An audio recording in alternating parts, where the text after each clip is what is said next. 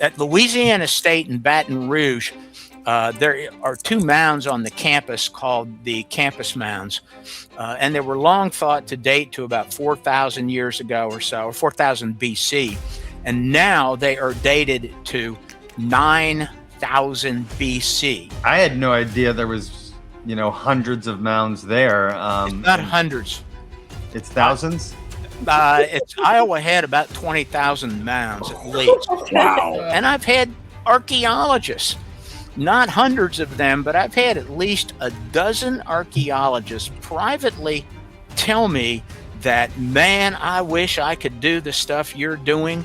I wish I could write popular books for the general public. I wish I could get into some of the research with giants, but I can't do it.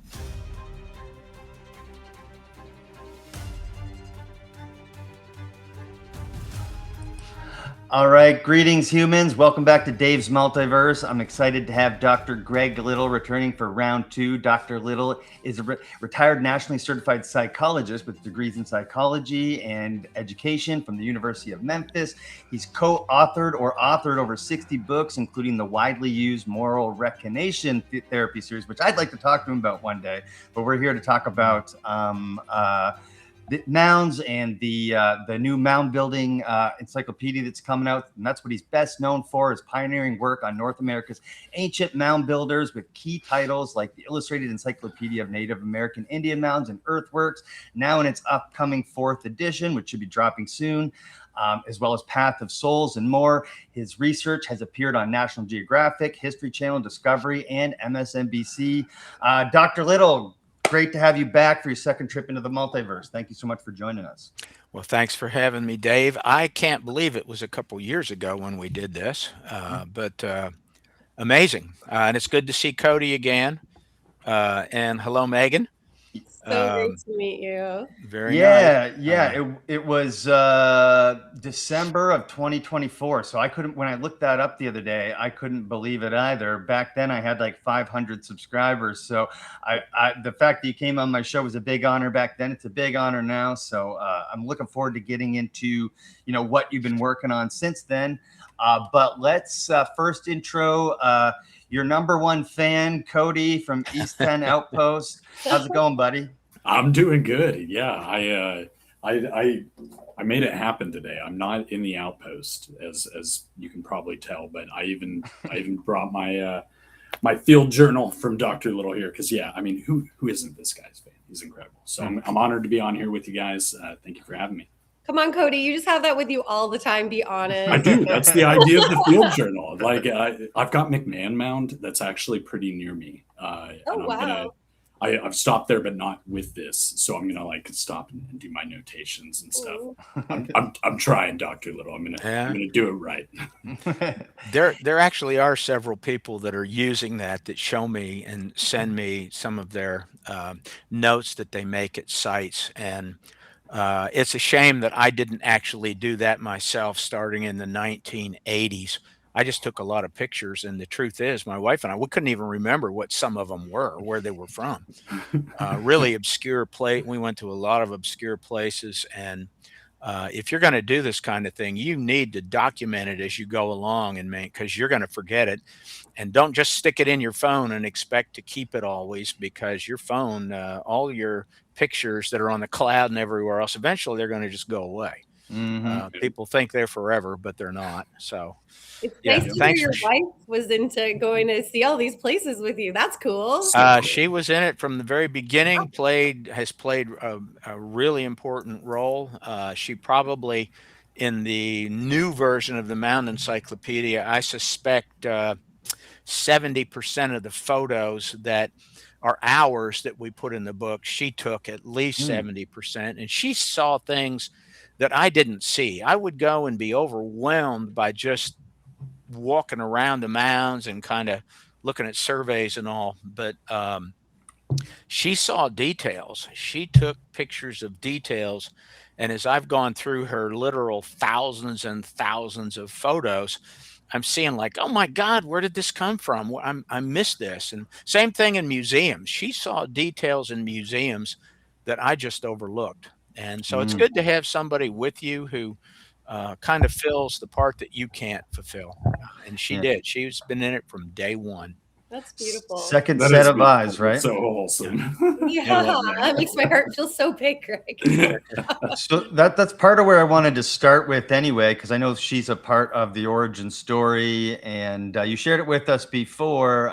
But if you wouldn't mind, because we've got a much larger audience now, and hopefully newer people are seeing this. How did you get into this, and what role did your wife play in all that as well? Okay. Well, I will. Let me start with kind of the more recent thing, and that is when I got to the point where I was actually writing the book and trying to place photos. We had loads and loads of photos from all over the place, but I said, "Hey, you need to be a co-author with this," and she said, "No, I don't want to write it," and so that's why my name is on the book, but hers appears more times in the book than mine does. But she just didn't want to involve in that. She was writing other books at the time. She wrote a number of other books, some of which I co-authored, but she did a lot on her own. Wow. So it started in 1983, and the story has a bit of a background to it. I had finished my doctorate in 1982, and it was in counseling and educational psychology. And of course, I know you mentioned earlier, I was in the field of psychology before that, and my area was really experimental psychology in the field of psychopharmacology. And I switched everything around 1975 from the experimental psychology to counseling. And there's a long involved story in that I won't get into, but the counseling was really about criminal treatment. I've been involved in criminal treatment from 1975 to this day. And most of what I do professionally is in that field. And so, anyway, in 1982, I finally got my doctorate, and I had been putting off working on a book because academia doesn't like their students getting into what they consider fringe topics. And I had been interested in Carl Jung and Carl Jung's last book, which came out initially in 1959, and it was called Flying Saucers, A Modern Myth of Things Seen in the Sky. And it was what Jung had to say about the incredible increase in people claiming that they had seen disc objects in the sky, and there are also abductions. And Jung talked about all that stuff in his last book right before he died. And no one had ever followed it up. Nobody really understood what in the heck Jung was saying. And I wanted to write that book. So the moment I got my doctorate, I vividly recall this. At the time, I was working as a mental health counselor in a prison psychiatric unit. And I remember going in and I had an office and a big desk and just clearing everything. And I brought in tons of UFO books, Carl Jung's work, a lot of Jung's books. And so I started work on that book in 82, which was called The Archetype Experience. So I finished that book in early 1983. I had already, I had it all in my head. Had already done a lot of the research without talking to any academics about it. And the moment I finished that manuscript, which back then you had to typewrite them out, it was typewriter and double space typing and all that, and mailed it off to a number of publishers because it's such a narrow topic. And I figured nobody will even touch it. Finally, one did.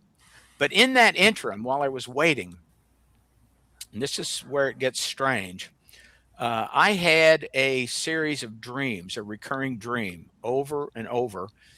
My wife and I have talked about this numerous times, and I can't recall if I had this dream like 5 nights in a row or 7 nights in a row, but we know it was at least 5.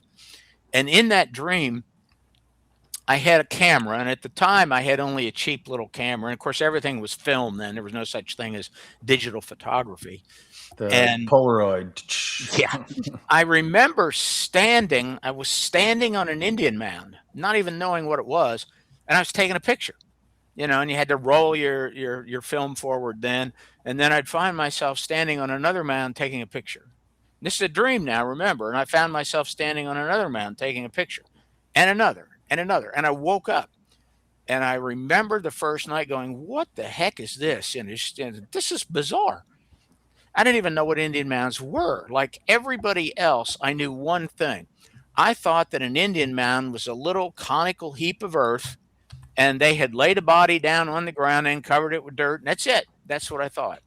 I had no idea at the time of what this was or what I was getting into. So I had this dream 5 to 7 nights in a row. This recurring dream, the same thing, which recurring dreams are usually trying to tell you something. And so after that, we had talked about it, and then we had a visitation from a spider. And the spider, I'll show you here. The spider was very strange. And it was, can you see it now? Have I It'll made do it? that in just a sec. There we go. Okay. That's exactly what it looked like.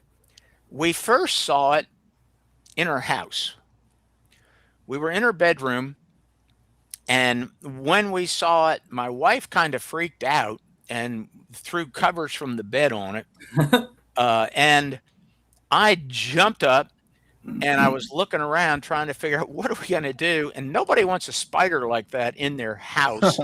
So I picked up a shoe and I was gonna hit it with a shoe, but it was large. This thing was large. It was about that big around. It was Wow. very, very large. And we initially saw it coming down from the ceiling, which was even more Oh my God. disturbing. So we searched and searched, and I figured we were living in our first house at the time that we had bought. The first house that I had, by the way, I lived on the prison grounds. I had a house on the prison. Wow. And there's a lot of stories associated with that. But in the second house, when we finally bought one, it was kind of cheap, and the doors didn't fit really well, and we had a door in the closet. And I kind of thought the spider might have crawled under the door, the gap at the bottom of the door. And inside the closet was a mess. And I remember we said it's got to be in there. We had looked everywhere else. It's got to be in there. No. And I opened the closet door really quick and was ready to hit it if we saw it. And she was standing there looking, and we didn't see it. And we pulled shoes and clothing and everything out, and it wasn't there. And so we sat down on the bed. I remember the discussion, and we determined that what we had seen is called a folie à deux. That is the psychiatric term for it, folie à deux, and it means joint hallucination. It's where more than one person sees the same thing. They're very rare. Some people have speculated that a lot of mass UFO sightings are folie à deux. I don't believe that. Wow. But anyway, we didn't know what it was, but I decided, since this was right at the end of the Mound dreams, like the 5 to 7 nights of the Mound dreams, we need to go to a Mound site. So we wound up going to a Mound site, and it's the Chucalissa Mound site in Memphis, Tennessee. And when we got to the door of the museum, you have to go through the museum in order to pay your admission fee to get into the area. They had a display right on the front door, a rotating display. And there was a photo of this spider right on the door before we entered. And again, this was right, and we both stood there and looked at it and said, "Oh my God, what is happening here?" And then we went in the first time there, looked in the museum, went out. There is a temple there. I think I have a picture of the temple that was there back then on the top of the of a temple mound that they covered with concrete, which is stupid. But inside the temple mound, and I don't see it here anywhere. I got to go quickly through there. Nope, I didn't put Chucalissa on here. It's such a minor site, actually. But anyway, we walked in, and then this spider was on the wall of the temple. on the interior wall of the Temple Mound. And that is where the thing started. So a couple nights after this, after we went and visited this, for some reason in my head, I decided that we need to go to every existing Indian mound in the country that still existed and get a That's photo of it. awesome. I That's love all. I mean, at the time, I wasn't thinking about an encyclopedia, but somewhere along the line, around maybe 85, 86, 87, it came into my mind that I need to do an encyclopedia of these to list them all. But that's an enormous project. And so I wrote books in 1990, a book called People of the Web in 1990, which by then was my, I don't know, seventh or eighth book. But the second one on mounds, I did the archetype experience, never mentioned mounds in it, but I did mention Carl Jung and the concept of the trickster, which I have pieced this together later. And the spider is a Native American trickster. That's what it supposedly represents. And it can also be a creator. So spiders are both creators and tricksters. They can bring order or they can bring disorder. So they can cause chaos. If a trickster enters your life, you can experience a great deal of chaos. And the trickster is one of their most famous, or the spider is one of their most famous tricksters. And Carl Jung actually said that in a lot of his publications. So that is how this thing started. By 1994, we had visited loads of mounds and I had taken loads of photos. And I put a book out called Grand Illusions then. In the year 2000, we put a book out called Moundbuilders, and it was a study on Edgar Casey's statements about mounds. And I really just liked writing about mounds at the time. And around 2005, I decided that, okay, if I'm ever going to do this, I need to do it because I was getting older and older then, as we all are every day. And so I started working on this thing a little bit at a time in 2005, 6, 7. And by 2007, I said, okay, if I'm going to do this, I need to shove everything else aside and do it. But by that time, I had then written maybe 15 or 20 different books, maybe 30, including a lot of treatment workbooks. Because remember, this whole time I was working in the field of criminal treatment, traveling all over the country. I actually went to Sweden to do this. We went to Puerto Rico to do these trainings of criminal justice professionals, psychiatrists, psychologists, counselors, etc. And so I was able to travel and go to these sites and take pictures of them. We just went everywhere from Washington State to Florida, from Delaware to the Southwest, everywhere in the Southwest, parts of California. So I decided I need to do it. So I sat down and began the project. And I probably had done maybe parts of Alabama and a couple other states. And it was in 2007 that I was being pressed to do more books in criminal justice and criminal treatment. Then we were also doing some things for the Edgar Casey organization. My wife and I co-edited their Ancient Mysteries newsletter, which really wasn't about Casey. It was covering everything in ancient mysteries research and archaeology, and it was a monthly, so it was a lot of work. And we were doing the Ancient Mysteries Conference every year there, and another one, which is their premier conference. And I just was overwhelmed. So I went to my wife and I said, I'm not going to do this Mound Encyclopedia. I said, I'll write books and I'll include mounds in them, but I'm not going to do the encyclopedia. It's just too much work. And I had all these justifications. One of them was that it won't sell. What's the market for this? There are academics who do these books. Academics sell, their books that they do. Believe it or not, they're only selling those to other academics and libraries. And they all work in universities. They can force their library to buy a few copies, so they'll sell 4 or 5,000 copies of their overpriced books. And when I say overpriced, an academic book that's only a couple hundred pages in hardcover will often sell for $150, $200, which is crazy. So I told my wife, I've just decided I'm not going to do it, and that's that. And that was in 2007. It might have been an early 8, but I think it was 7 because I actually finished the book in 2008. So that night, I had a dream, and very disturbing dream. I'll call it a nightmare. And I woke up in the middle of the night. It was so intense that I actually woke my wife up and talked about it. And in the dream, I was surrounded by countless numbers of Native American ghosts. Call them ghosts because they were obviously dead spirits. And you could see just layer after layer after layer of them.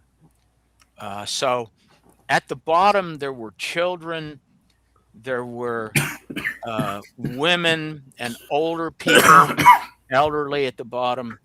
And then there were younger people and warriors, and it just went everywhere, 360 degrees of bubble around me. Wow. And they were screaming at me.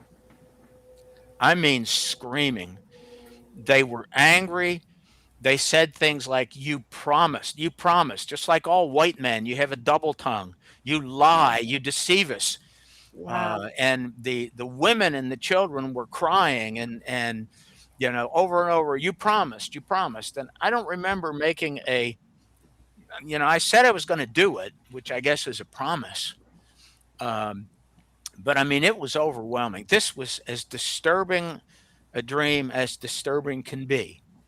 So I told my wife about it, and the next morning, and I said, okay, I'm going to do it.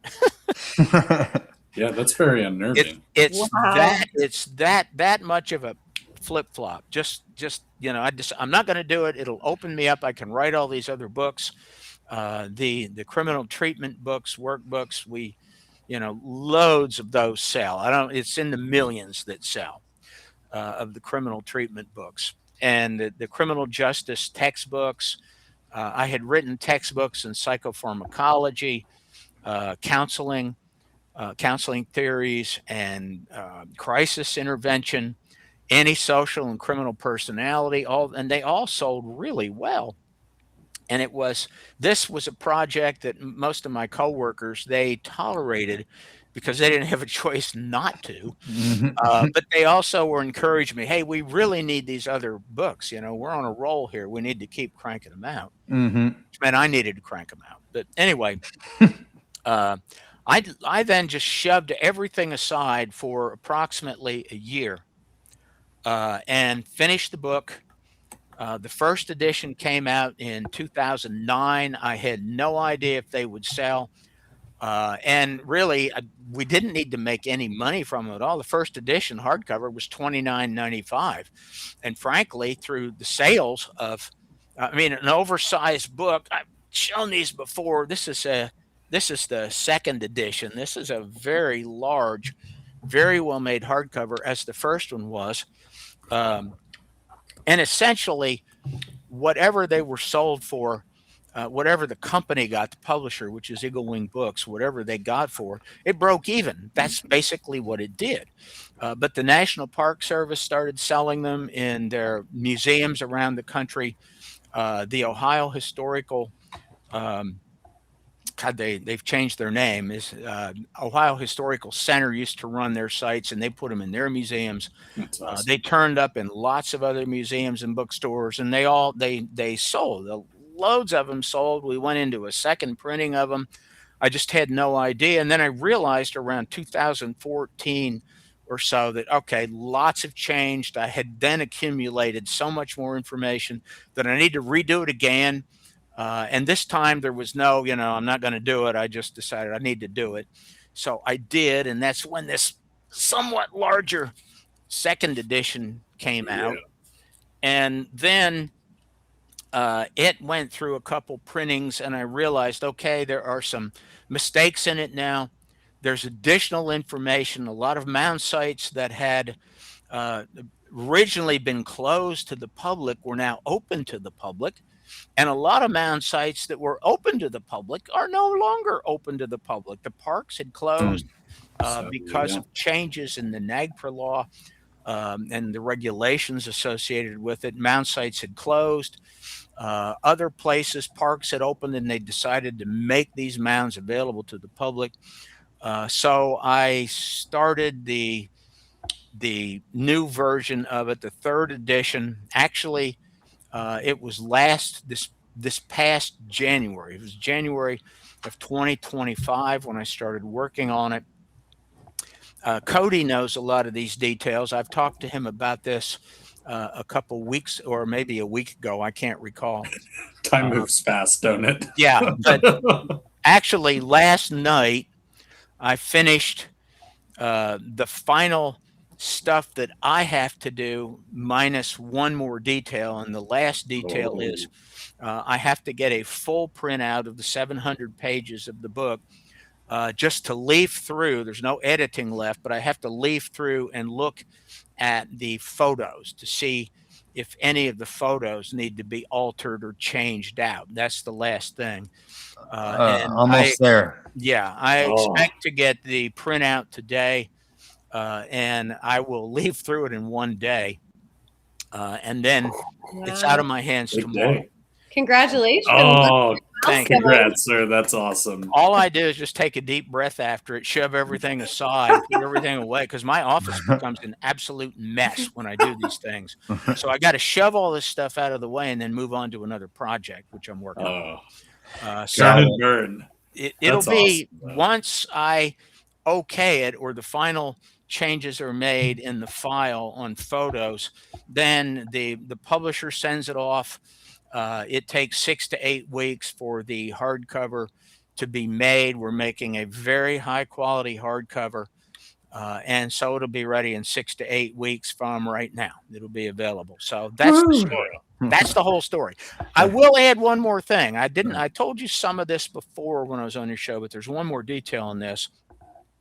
As I was working on this, and my wife did several really long trips in the past 2 years to go to some mound sites that had altered and changed, and some that were now open. We went to a lot that we could find the location of that prior to last few years we haven't been able to get to. But we went to maybe 300 mound sites in the past 2 years to accumulate more photos. Wow. So in the process of this, I started having a few more kind of not heavy dreams like before, where they're so vivid, they're real. But I started having these visions coming into my head. And the visions were sitting on mounds while people were excavating them and looking at pottery pieces and so on. And I had that consistently, these visions, and they're like, you're not quite asleep, you're not really asleep, but it's in that zone between being awake and being asleep. That's when these visions came, and they'd usually cause me to wake up.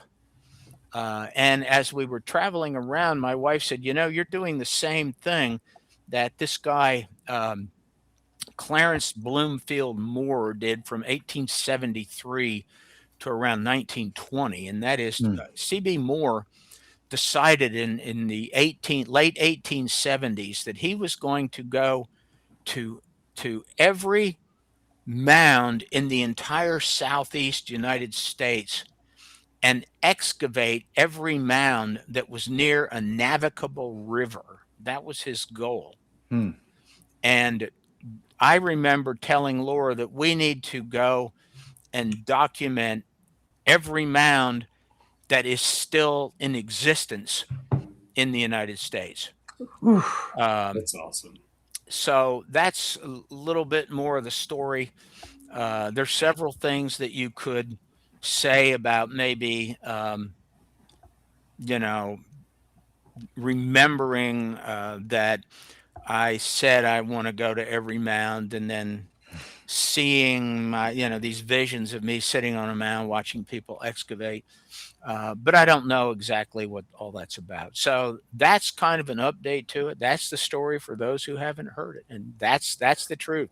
Very cool. So How I came across you, Dr. Little, it's kind of funny because I'm a mental health counselor and I literally learned about you in school. But I didn't make that connection Yeah. until later. But what happened was Mike and I were excited about visiting Mounds in Georgia, and I posted on X or something along the lines of, Mike and I are going to go visit every mound site in Georgia. And you said, I hope you have a lot of time and gear or something like that. And I was like, what's he talking about? And then I started looking into your work and I was like, oh. and then I reached out to you and I started researching you and I was like, oh crap, this is the same Greg Little I learned about in school. So it was really sort of, I don't know, serendipitous that happened. But what's really serendipitous is you guys have the first mound you guys decided to go to after having that dream was the spider dream, was the one with the spider, right? Yeah.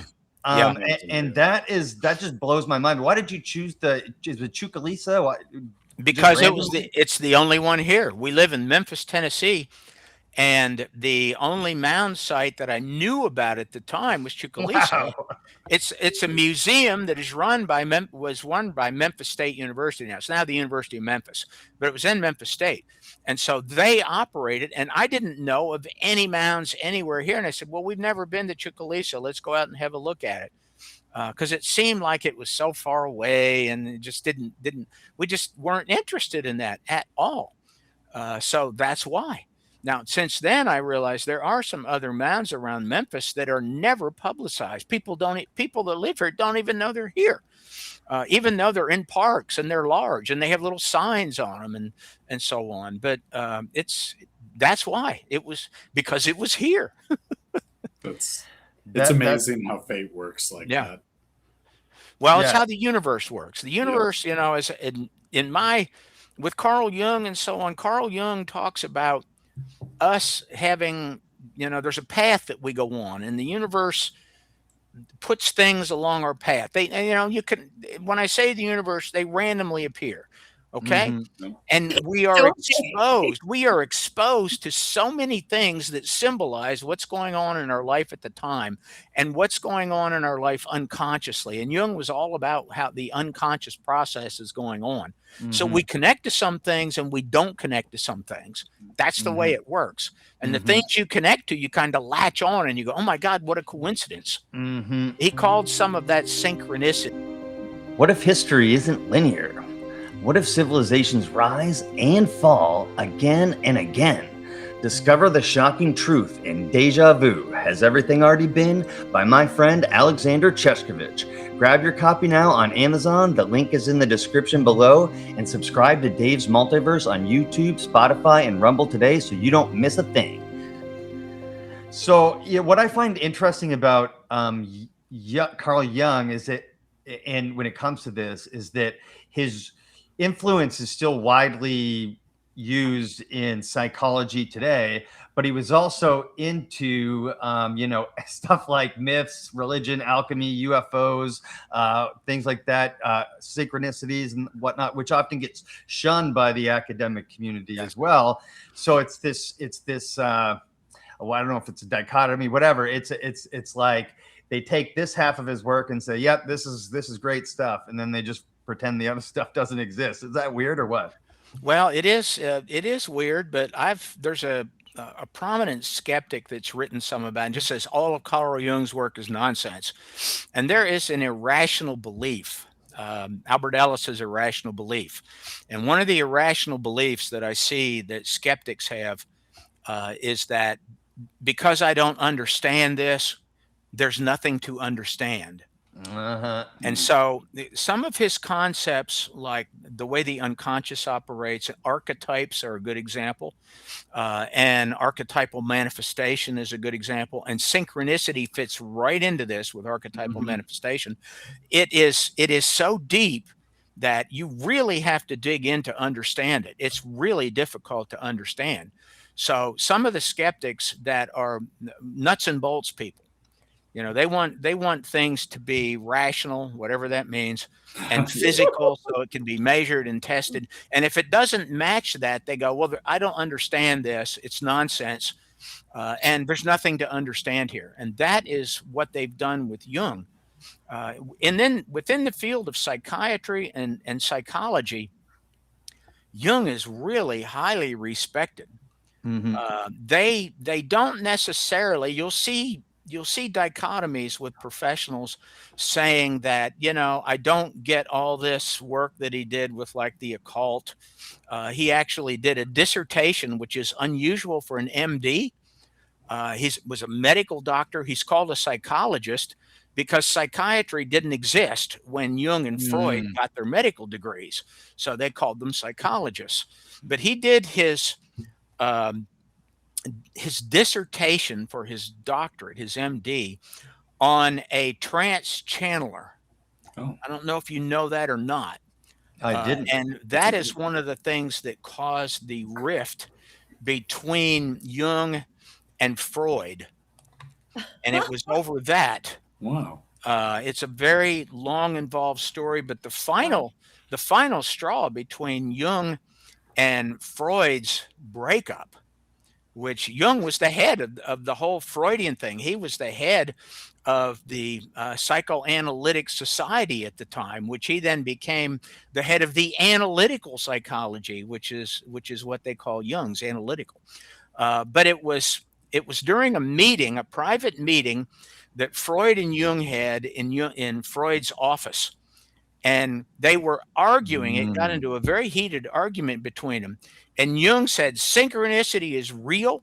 And he said that the universe talks to us like this. And he said, and in just a moment, I'll prove it. And then there was this loud bang in the office on a bookshelf.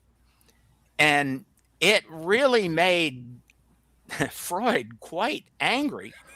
And they at that point, Get out of here with that that was voodoo. it. Jung got up and left, and that was the end of their friendly relationship.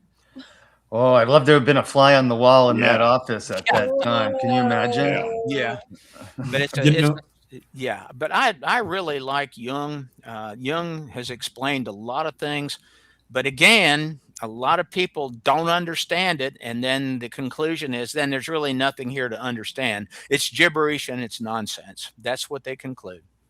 Well, I love that there's people like Jung and like yourself that are very well established and legitimate academics that can also talk about these things that are considered fringe and out there topics by the majority of academia. Because the reality is, for thousands of years, these topics were science. They weren't fringe. They were settled science that generation after generation built on and added to.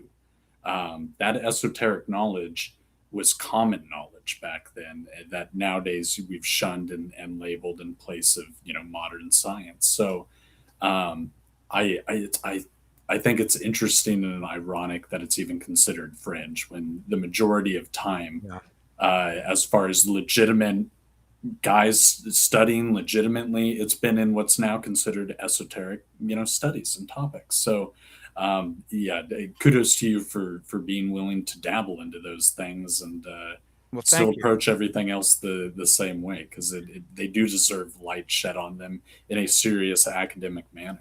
I agree. There's one little thing I'll add to that, and it's this: over the years, now I've met literally thousands upon thousands of professionals in the criminal justice stuff that I'm in. There is a a treatment program that requires training, and it's in-person training, and it lasts for about 5 days. It's actually 4.5 days, and we've trained roughly 65,000 professionals.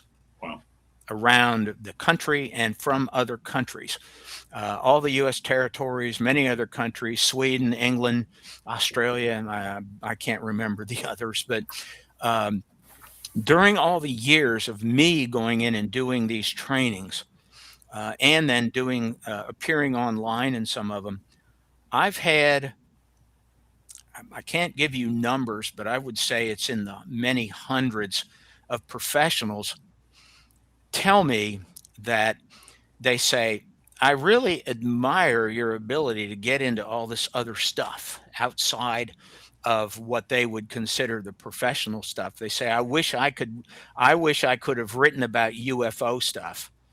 And abductions. Loads and loads of psychiatrists and psychologists are interested in abductions, but they're not going to come out into the open and say that I am really interested in this and I think something's really going on here. They're not saying that they're aliens coming in spaceships and that are abducting people, but they say there's a phenomenon going here that's very real. But if I do that, suddenly that's used as fodder for people to attack me, to do away with my business. They're trying to take my patients or close my practice, and that's something they'll do. And I've had archaeologists, not hundreds of them, but I've had at least a dozen archaeologists privately tell me that, man, I wish I could do the stuff you're doing. I wish I could write popular books for the general public. I wish I could get into some of the research with giants, but I can't do it because I will lose funding. I will be branded by my colleagues as a fringe person. And the truth about all this is there is a core of, I don't think it's even 50 archaeologists, a core of them.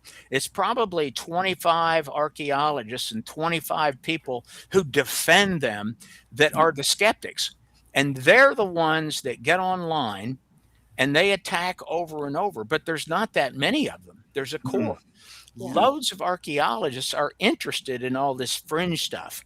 They may not believe all the little bits and pieces that people put out there, but they're really interested in it, and they know that there's something beyond what the mainstream tells them.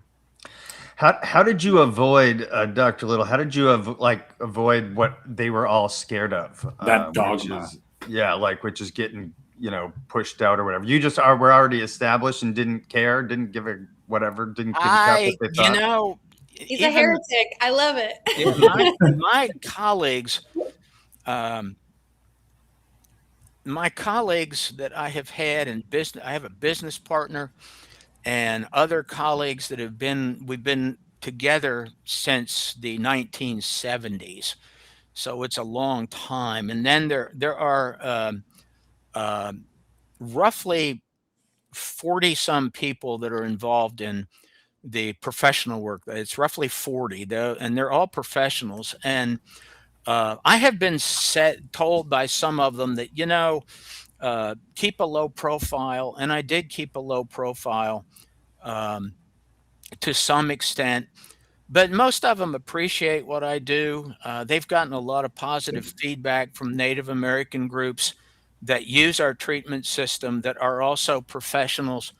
And they say they appreciate the focus on Native American culture. But honestly, I can't tell you. I was a bit fearful in the beginning. But I worked with a psychologist and psychiatrist in the early 70s in a practice, and they really encouraged me to just go wherever this was leading me. And that's what I've done. I've just gone where it's led me, and the criminal justice work has enabled me to pretty much do all this other stuff, to travel almost anywhere, and to have pretty much unlimited resources to do whatever I wanted to do in this. So very cool. I can't answer it beyond that. I do remember a few times fear of somebody jumping up and saying, "Yeah, well, you've written about Atlantis." Well, so have a lot of skeptics, and I'm pretty skeptical. And I'm more of a skeptic in this stuff than I am a believer. Well, I've noticed something interesting about you that I pointed out to Dave, I think, when we were on Breaking Ancient News, but you're one of the very few people in the entire like X space that can talk about these fringe, topics, and then also have every academic that's on there treat you with respect. And I think that really speaks to your character and the way that you handle and conduct yourself online and your research in general. Because anybody else, that dogma would apply, but you seem to have somehow like ducked and dodged it. So kudos to you for sure for managing to pull that I think off. all the books writing and stuff, and Yeah. funding from that has really helped. So you don't have to worry Hard to about like dispute, them yeah. making you Yeah. lose your job, because you already put in the work for Yeah. a long time. Yeah. I think that's an interesting, because nowadays it seems like there's a lot of people like attacking, but you're right. I think it's a loud minority. Oh yeah. And once you realize that, then you can, have the courage to like, put your stuff out there. And I think a lot more people are doing so. I've talked to a lot of, legit archaeologists that are open to this stuff on this show. And they're easier to find nowadays, than they were in the past. So Absolutely. yeah. So let's get into the new book. So what the new encyclopedia? So what were you guys targeting as far as like when you already had a third edition with 100,000 documented sites or so? Where were you guys targeting? Where were you trying to look, and why, and what was the process there? Well, you mean when we took the trips, the Yeah, bunch of trips? yeah. Well, we took 2 weeks driving through from where we are in Memphis, and the only way you can do these trips, you got to drive. You got to have a vehicle, and you gotta really plan and schedule this, and the logistics are unreal. As you probably know, Dave, you guys wanting to go to these places, if you want to try and see, say, 10 sites in a day, you got to plan a lot. You got Yeah. to make sure the place is open. You got to be ready, for road issues and so on. But Yeah. we went from Memphis, we cut through all of North Mississippi, then zigzagged over to the west side of Mississippi, down the river, cut to the middle of Mississippi, and then went to southern Mississippi. Then we went through Alabama and went to a whole bunch of sites there. Then went down over to Georgia and went to some sites that had just recently been opened and changed, and then went down into Florida.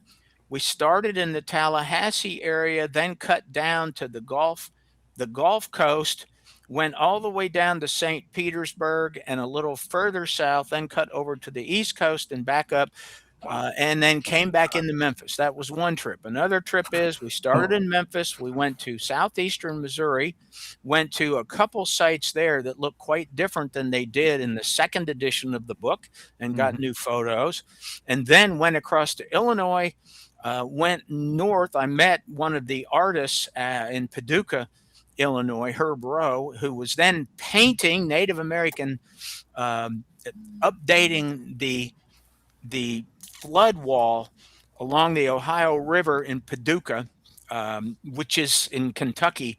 It's a gigantic flood wall that goes for a couple miles, and it's about 10 feet tall, and it has murals on it. And Herb Rowe has done these, and loads of these have Native American motifs on them, including the sites.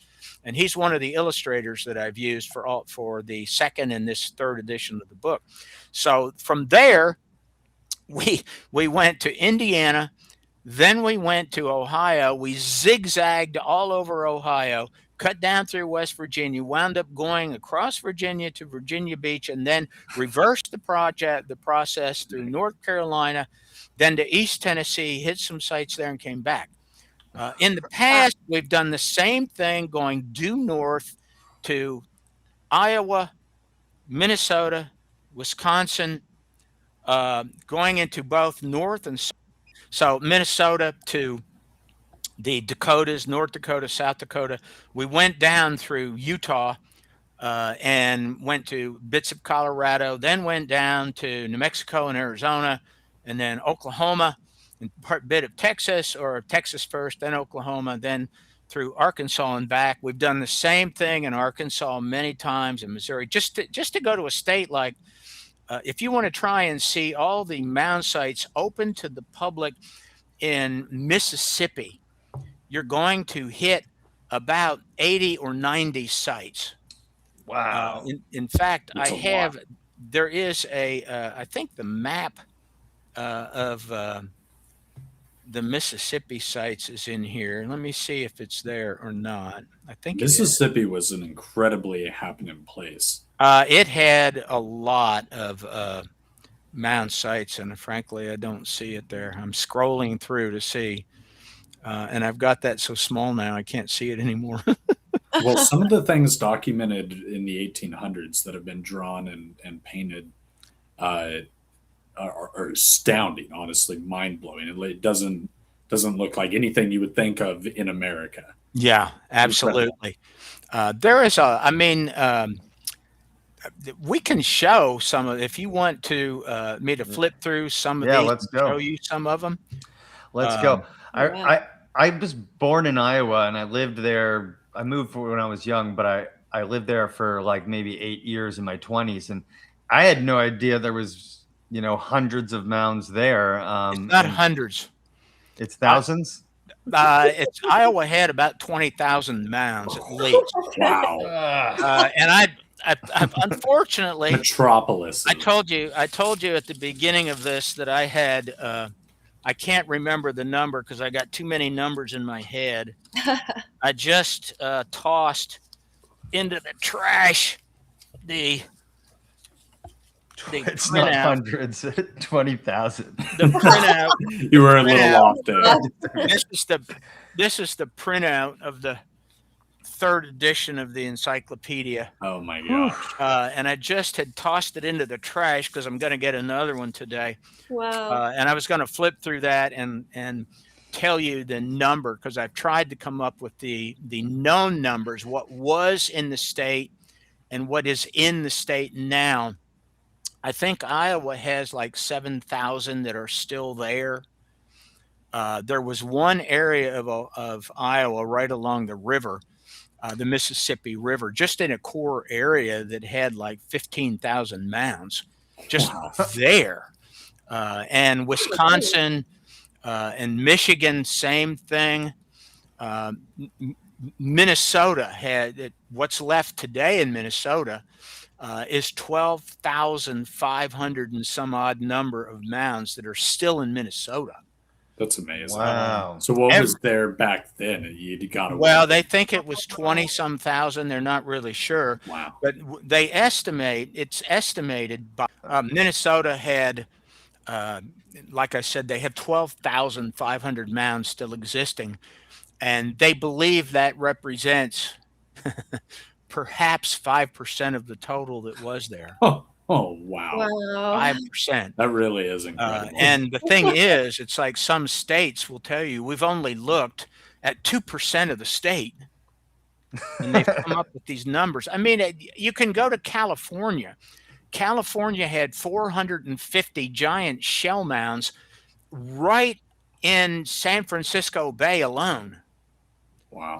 Just there. I had no idea. I lived in California my whole life. I never knew Absolutely. that People was just there. don't know. Okay, how about Canada? I assume if they're all over the U.S., I'm up in Canada. There's got to be the. I posted a picture of a Canadian mound yesterday on Twitter. Okay. You get mounds. You get mounds. You Come on, get mounds. Yeah, let's there see are. Mr. Mounds. Canada has slightly different regulations regarding the showing of them and so on. You have the First Peoples stuff there. Yeah. The First Peoples isn't used in the United States.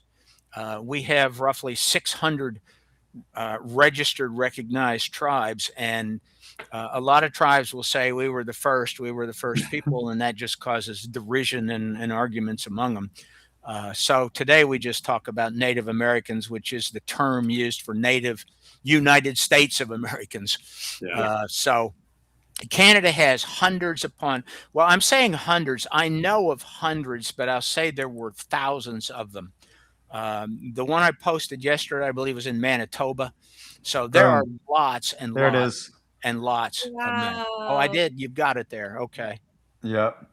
That one's in Manitoba. Yeah. Wow. Okay, like so we're gonna do a road trip and do a Canada version of That's the what I Encyclopedia? heard. Yeah. Let's go. I'm gonna unshare this and get back to your thing Okay. there. So the oldest mound that's in America is worth talking about, and that is the LSU campus mound. And LSU is Louisiana State University. And actually, for about 5 years, I taught for Louisiana State University in Shreveport Oh, wow. on a once a month.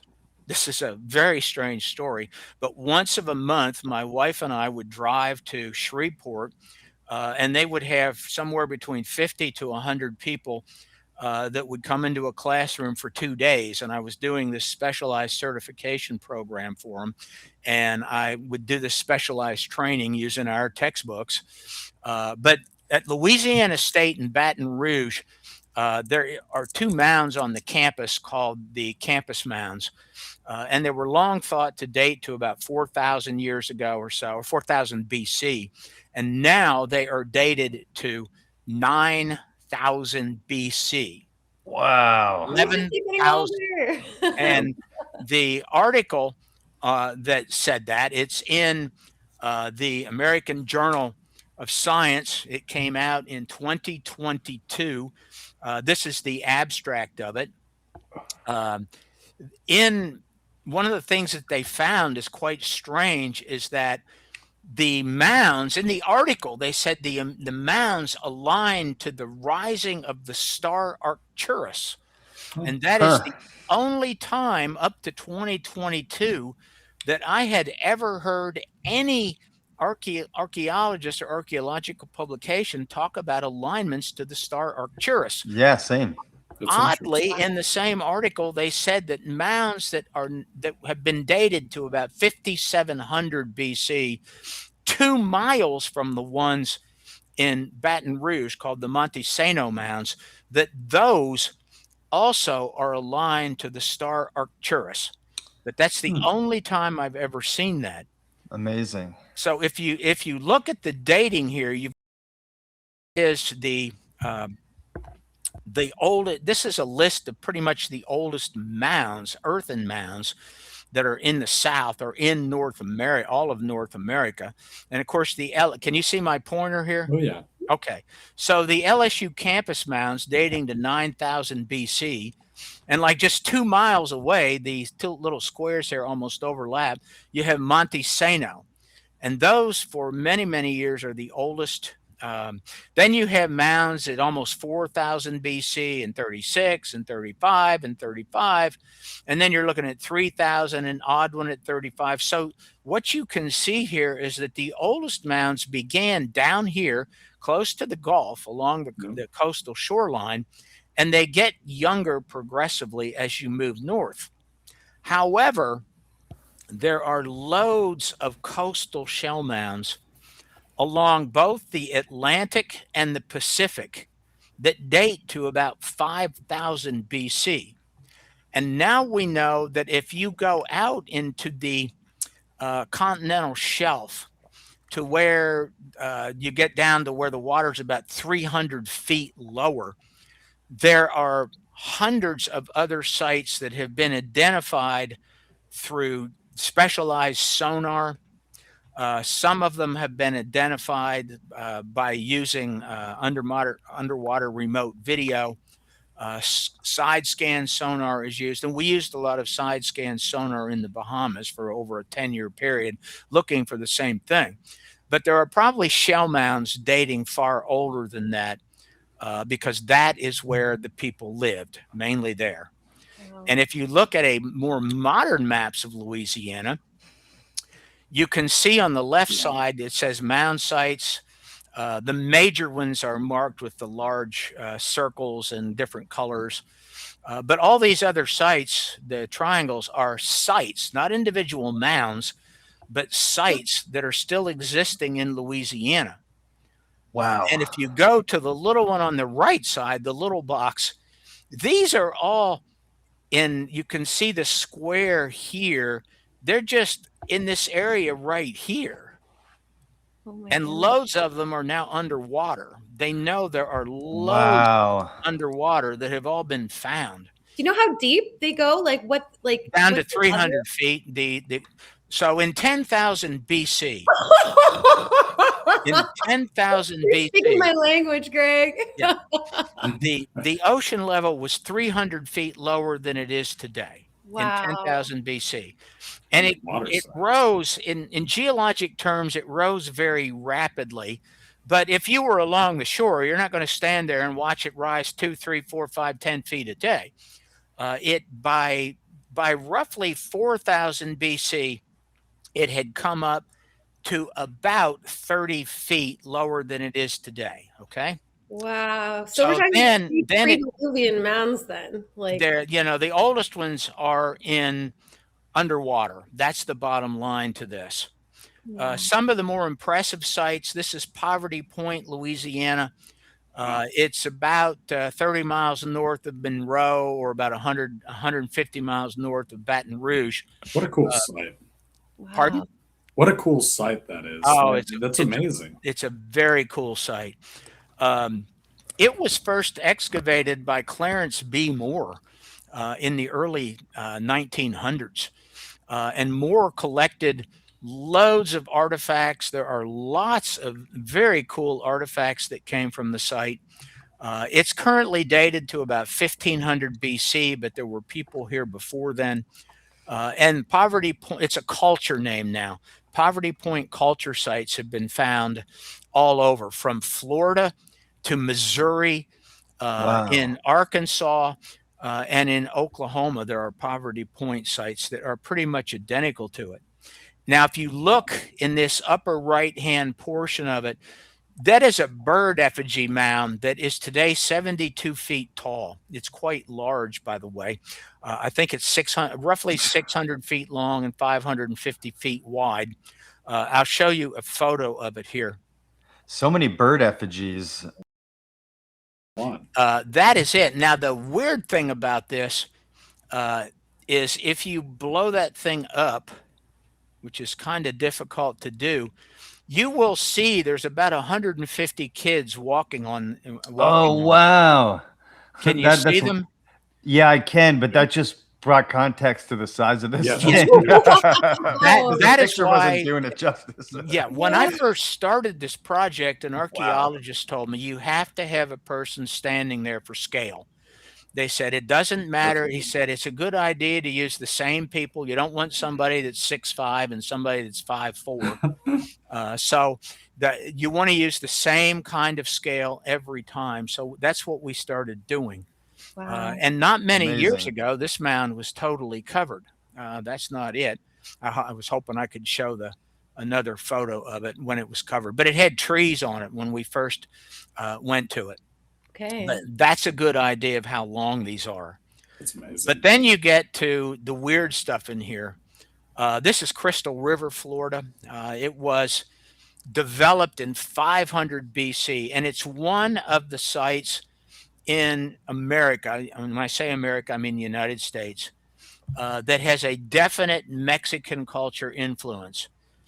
They don't like to say that it's Mayan. They don't like to say that it's Aztec, or it's Olmec.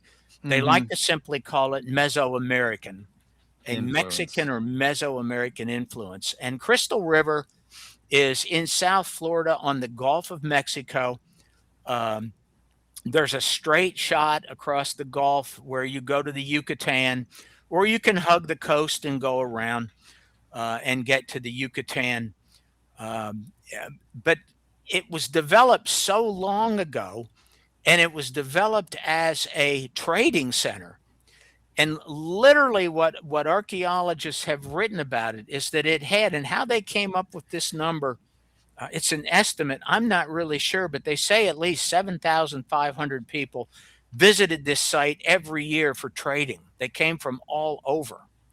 So there's Wow. now much more evidence about the Mesoamerican influence, and it's now a certainty that there was a Mesoamerican influence. So some of those people Yeah. came up here and traded.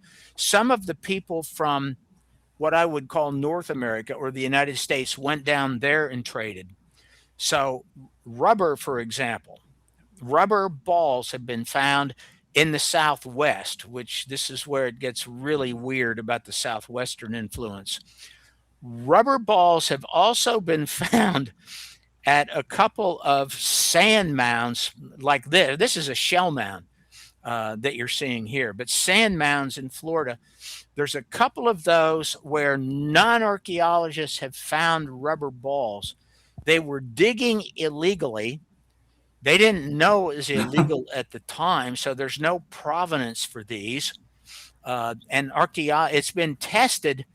They've been tested chemically, and this is rubber from Mexico. That's pretty significant. It's cool. very significant. They know they have found macaw feathers. There are illustrations of parrots that have been found at mound sites in eastern North America and also in the Southwest. And chocolate has been found in the Southwest. What I'm talking about now mainly is Chaco Canyon. Chocolate has been found there. And strangely, this past year, 2025, chocolate that was earlier found in Etowah, that they thought that, well, this has to be intrusive. Well, it's not. There was chocolate in Etowah, Georgia, at the major site of Etowah, and it came from Mexico also. Wow. There's simply no doubt about this. It just, it kind of is what it is. Very interconnected. So, like 10 years ago, you really couldn't say that, that there was this connection. I've been to Crystal River a bunch of times. I used to take veterans there for like PTSD resilience building retreats and stuff. And I had no idea that was there. Is there a bunch more in the area as well? Oh, there's loads. Loads of them. They're minor. They're not opened as parks, and they're usually on private property. So the only way you can find out about these, well, one is in the Mound Encyclopedia, but I don't give specific directions to private sites. Right. I won't tell you where they are. There's some sites that have a restricted address, a legally restricted address, because of the National Register of Historic Sites and Places. So I don't give those addresses or the location, but there are loads. There still are thousands of mounds up and down both coasts of Florida. It seems rather obvious that they would have been able to communicate and trade with the Yucatan. Absolutely. Well, they found the remains of large canoes and so on. But Columbus saw some of these giant canoes. Some of these canoes had 25 to 50 rowers in them. And so they were on both sides. And I would suspect you could get a canoe with, 25 rowers on each side, and you're carrying some goods for trade, and they're fairly large. I suspect you could keep a pretty good pace and keep these things going at 10, 15 miles an hour pretty easily if you had a lot of rowers and they were trading out. But Florida, around in middle Florida, that's where these are. This is I'm calling it a coastal shell mound, but this is in Clewiston, Florida, not too far from Lake Okeechobee. And these are just mind-boggling. I mean, what the heck is this? And when you look at it, what these are elevated shell, and it's a combination of shell, sand, and earth, creating these geometric earthworks. So these are terraces. They're elevated terraces that have mounds at the lines at the ends of them, and they're clear just geometry. Yeah, it's like Buddha for me. So the LiDAR on the left-hand side is the current LiDAR of it.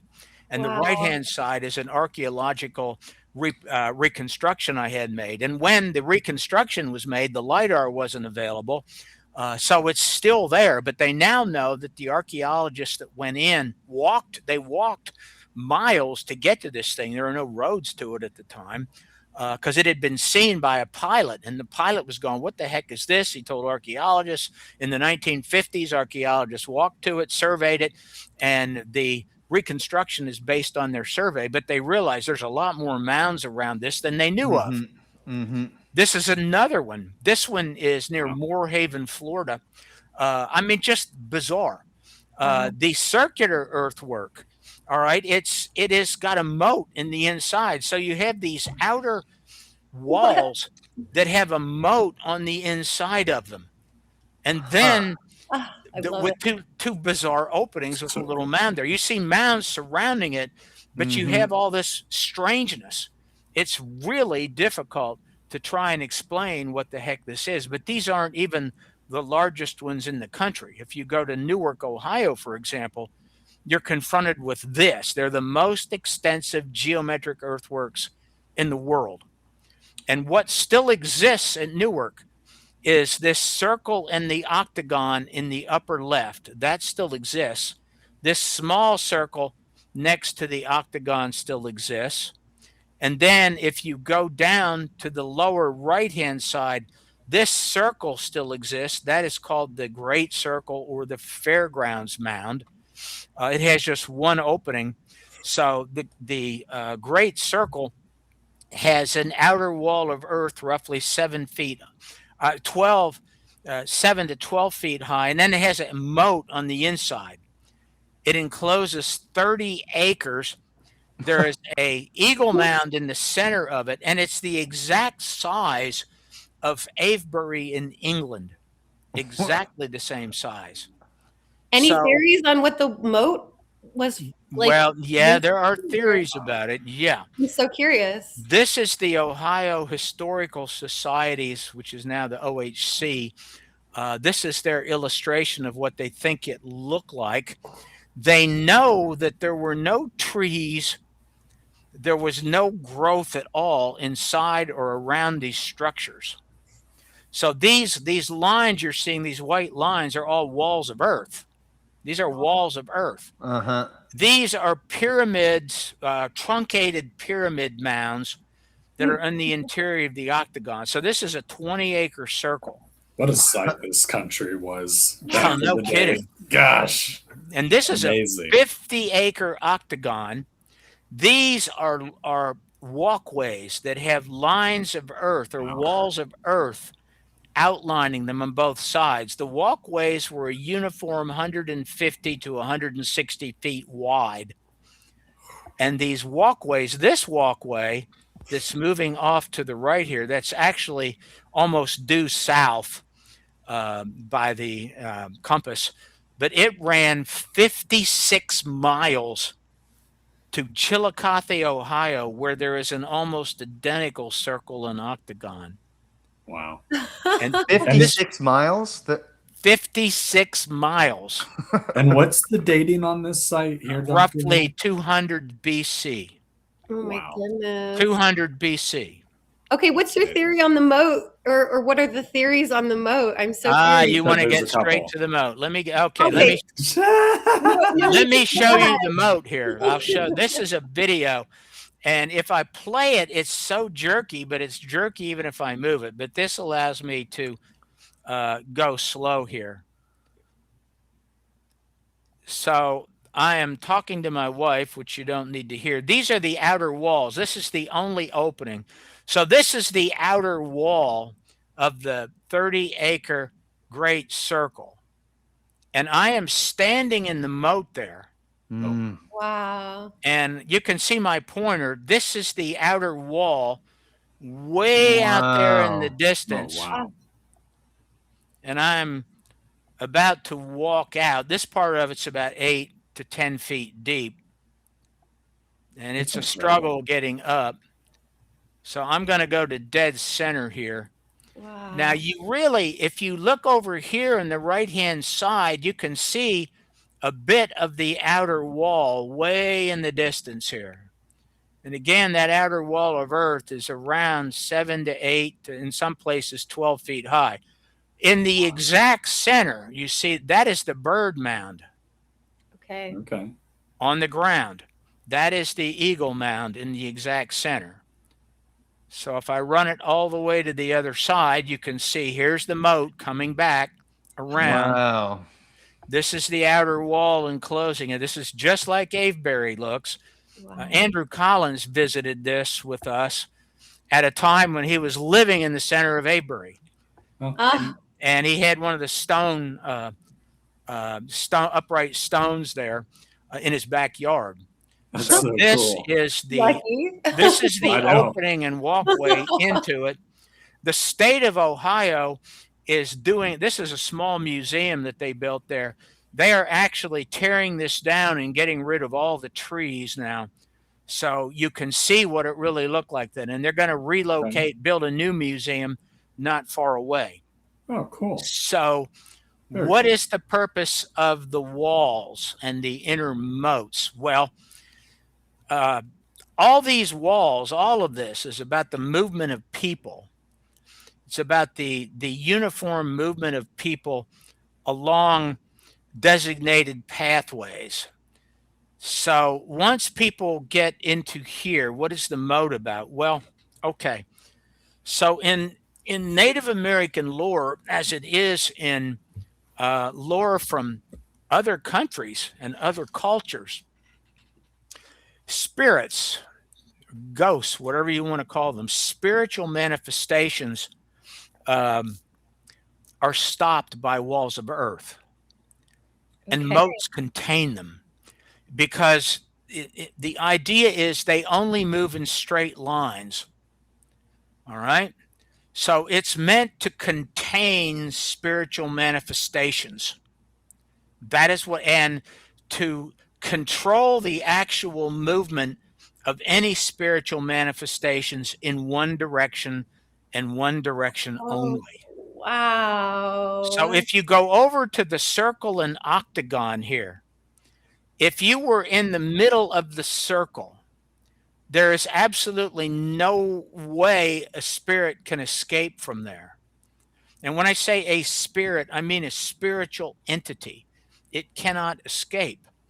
And if you go to the center of the octagon, while there are 8 openings in the octagon, at each opening, there is a truncated pyramid, a truncated earthen mound that if you're standing in the center here, you can't see out. No matter which way you look, it looks like a solid wall. Ooh. So it's meant, and there's a little tiny thing here in the center, which I've never seen anybody write about. But if you performed a ritual in the center, you're going to contain whatever it is you evoke within that space. Don't give Cody any ideas here. Let's go. So earth, physical earth, dirt, is the most primordial form of spiritual energy that exists. All right. Ooh. Rock is solidified spiritual energy. Crystals are condensed and purified spiritual energy. Fire, which is used in these rituals, is the release of spiritual energy. Water is the flow of spiritual energy. All right. So you have all these different ideas about how you control and manipulate spiritual forces. They were all incorporated into these rituals. And going over here, let's go all the way over to the right-hand side. I mean, you see this almost inexplicable types of walls. These are all earthen walls. These are all earthen walls, all earthen mounds here. I mean, you see these, what the heck is going on here? Why is there one little opening? Like this is a trap in here. It looks like a trap. And over here, you have what my wife dubbed an eyedropper many years ago. You have a tiny little opening over here to get through, and then you're confined in this space till you get to where it comes to almost a point. Wow. There is another one of these eyedroppers over here, and I don't think I have a way. Let me see if I have a. No, I do not. If you, this is the Portsmouth, Ohio earthworks, and this they extend from the Kentucky side over here, where this bizarre manifestation is. I'll show you that in a minute. These walls again. You have walls of earth creating walkways that are a uniform 160 feet wide. They go to this strangeness up here in the top of a hill in Portsmouth, Ohio. Then you had these lines. They only went to this point on these, but they believe they went further north. And these lines, creating a walkway, went through what is today downtown Portsmouth to the Ohio River, picked up on the other side, and came to this strange earthwork that still exists. This part of it still exists, and there's 3 mounds here that still exist, which we had to search to find those. There's nobody that'll tell you where these are. You have to search. But there's this little earthwork identical to the one that looks like an eyedropper. And toward the very bottom part, it gets so narrow that the 2 walls of earth come together, and they're simply as wide as a person. They're about 2 feet apart. Very, very strange. So it is creating a funnel for people during spiritual rituals. That's what these are creating. But if you go over here to this formation, what is that? well, that is this. It is called. It's in Kentucky. It's South Shore, Kentucky. So if you look at the top up here, this is an archaeological reconstruction I had made. It's in the first edition, and second, it'd be in the third. And this is in Kentucky. This is the Ohio River in the middle. This pathway picks up and goes up a hill to a very, very strange set of earthworks in what is called Upper Portsmouth in Mound Park in Upper Portsmouth. This is the recent archaeological reconstruction I had made. That's what it looked like when it was functioning. And up here on the right is the original 1847 survey of that site, of what it looked like. So that is an official survey of what it looked like. And these reconstructions are based upon what it actually was surveyed like. So you have the movements of people, but you have more than that in this site. This is very peculiar earthwork. This part of it was bulldozed flat in the 1900s. You can today see, if you look at the one on the upper right here, you can see little streams here. See the little tiny streams and waterways? Yeah. You can see a hill here, little hill, and again, gullies and streams. All those are still there. So when you visit the site, and you can see them on this survey, on this reconstruction here, you see the gully. These are those are still there. And where this central mound was, it's a tiny little elevation area where there's a little farm. It's really a feeding farm for cattle, because this is all used for cattle grazing. Wow. The owner took us out there several times. We walked around. We were able to really reconstruct where everything was. It was his great grandfather who bulldozed it. And he said it is one of the greatest embarrassments they've had. And they are so, that it's something they regret deeply doing, destroying it.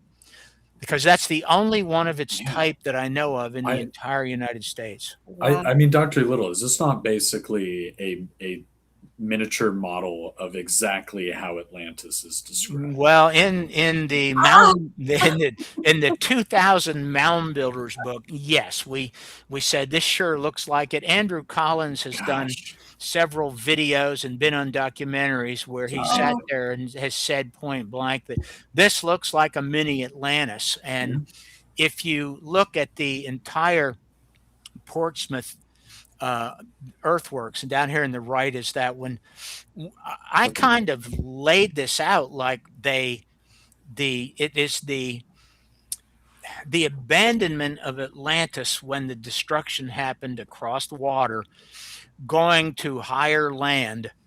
and other areas. That's what this looks like. But this whole thing has astronomical alignments that align to the path of souls, which if we have time to go to that, we will.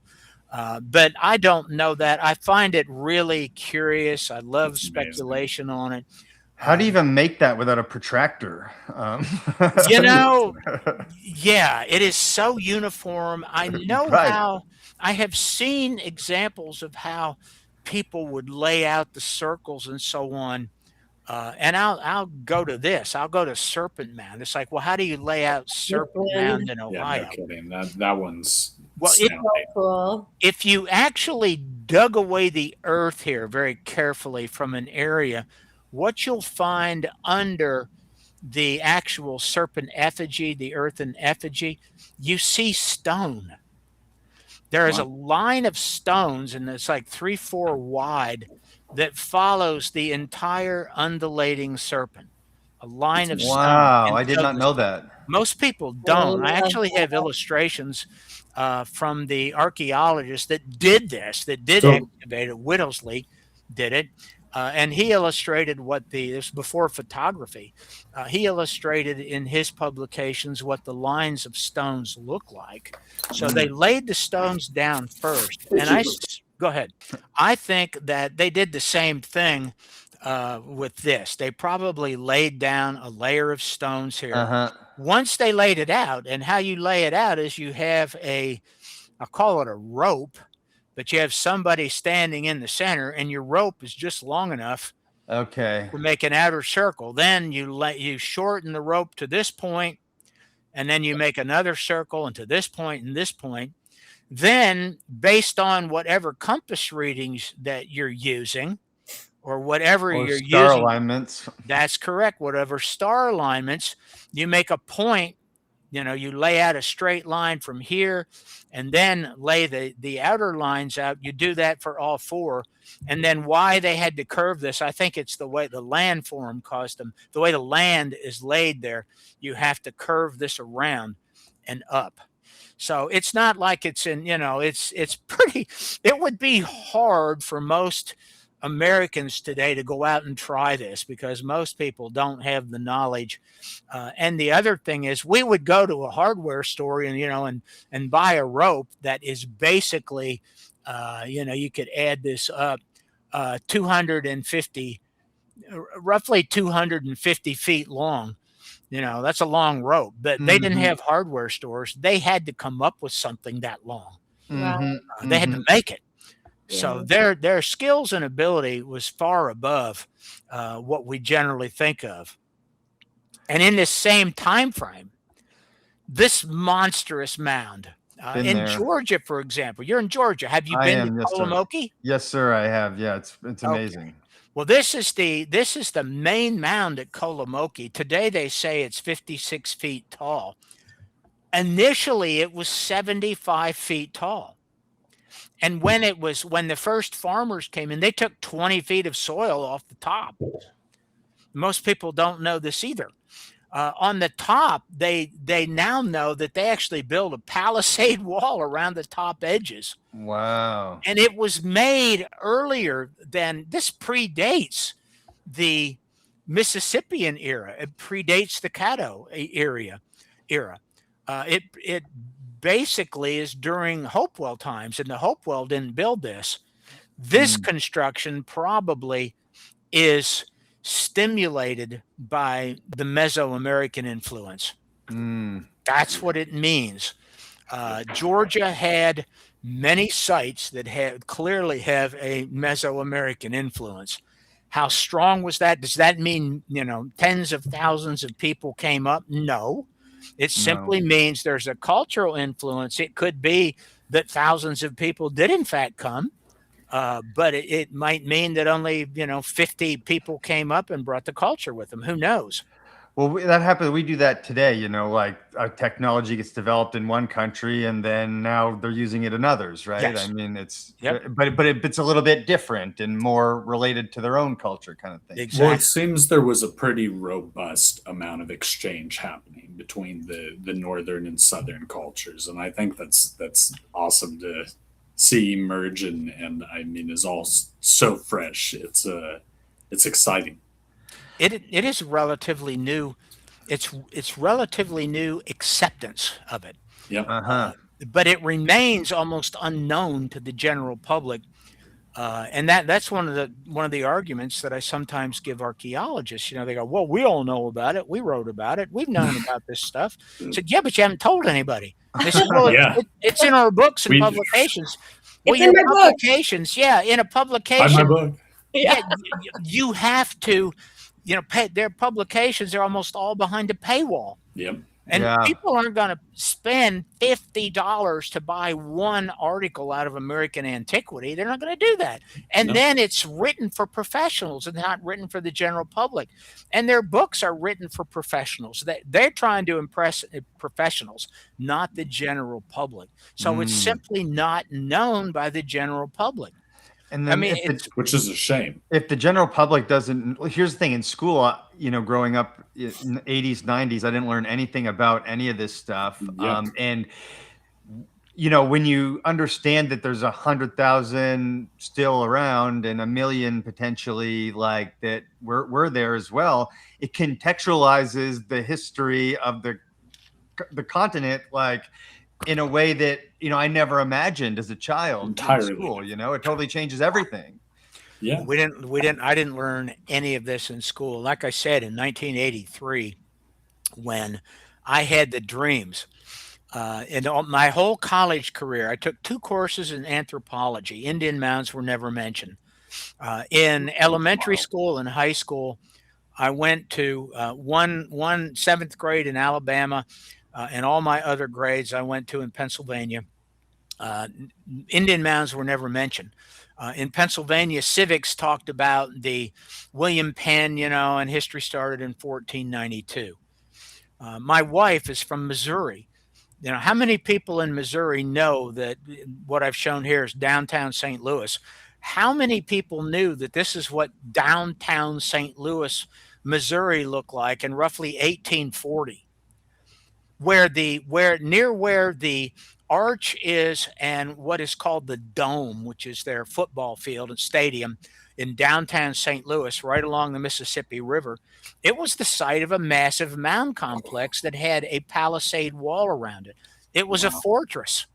Thousands of people lived there, but it was absolutely obliterated, totally obliterated in the 1850s and 1860s. And there's not a remnant of it left to this day, not one bit.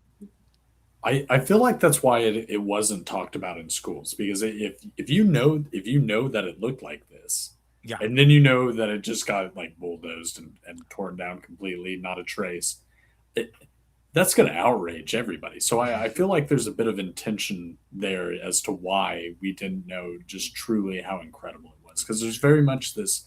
At least when I was in school in the late 90s, mid to late 90s, and early 2000s, the picture that was painted of America, before was very savage and untamed, and this is incredibly civilized and organized and elaborate in very advanced ways. Extensive, yeah. Yeah. So I mean. To just like, whoops, we forgot to mention that to you guys. It seems almost deliberate because of how incredible and astounding these things were. It's hard to show off and talk about and people not be like, wait, what? Agreed. Absolutely. This is another one. This is in Bottle Creek, Alabama. This still exists, by the way, although the buildings still aren't the mounds. But this is one of the sites. Wow. This was in Kentucky. The Page site, a lot of the mounds are still there, but these mounds were the large mounds to the left here. You can see what look like stones here, and that's deliberate because the exteriors of all the mounds inside this giant wall were covered with stone. Wow. And then over the centuries after this site was abandoned, dirt, and silt started building up on the mounds. And then when they were excavated, they found, oh my God, these are stone covered mounds. This site had 68 mounds. And it was opened as a tourist facility that ended when the Civil War well, not the Civil War, when World War II started, simply because they couldn't keep it open. And it was called the Lost City. And it's on Lost City Road in Kentucky. You can go there, but you're not allowed to go out where it is. But you can still see a lot of these mounds. You can see the tops of them from the road. And then there's good old Moundville. The main sites like this are the ones that are often talked about. Moundville, Alabama. This mound here to the right is in the exact center. If you look at this reconstruction of it, and actually this reconstruction isn't accurate in that there should be a lot more space between all these mounds. The problem is it was going to look so small that the mounds were going to be so small if it was done to scale. Yeah. So the artist made it look like this. But this center mound right here is this one. That is the actual center mound as it looks today. And that, if you go back to this, that was the shaman's mound. And this big one over here is called the chief's mound. It is 58 feet tall today. That is the chief's mound. That's myself over here on the left, and that's Andrew Collins, the British author, on the right. That's the chief's mound, and it doesn't look real impressive until you look at this man standing over here. Yeah. Wow. And that shows you the size of this mound. But again, that's not the largest mound in the country. It's actually not close to the largest mound in the country. Of course, Cahokia is the largest. Let's see where this one is. Yeah. Okay, so this is the 72-foot tall Saul's Mound in Pinson, Tennessee, built around the year AD 100, by the way, AD 100 to 200. And it doesn't look that impressive, does it, until you begin. That's me. If you look here, that's me walking up this thing. Wow. And 72 feet? It's 72 feet tall. Oh, that's cool shot. Wow. That is a straight down view of it.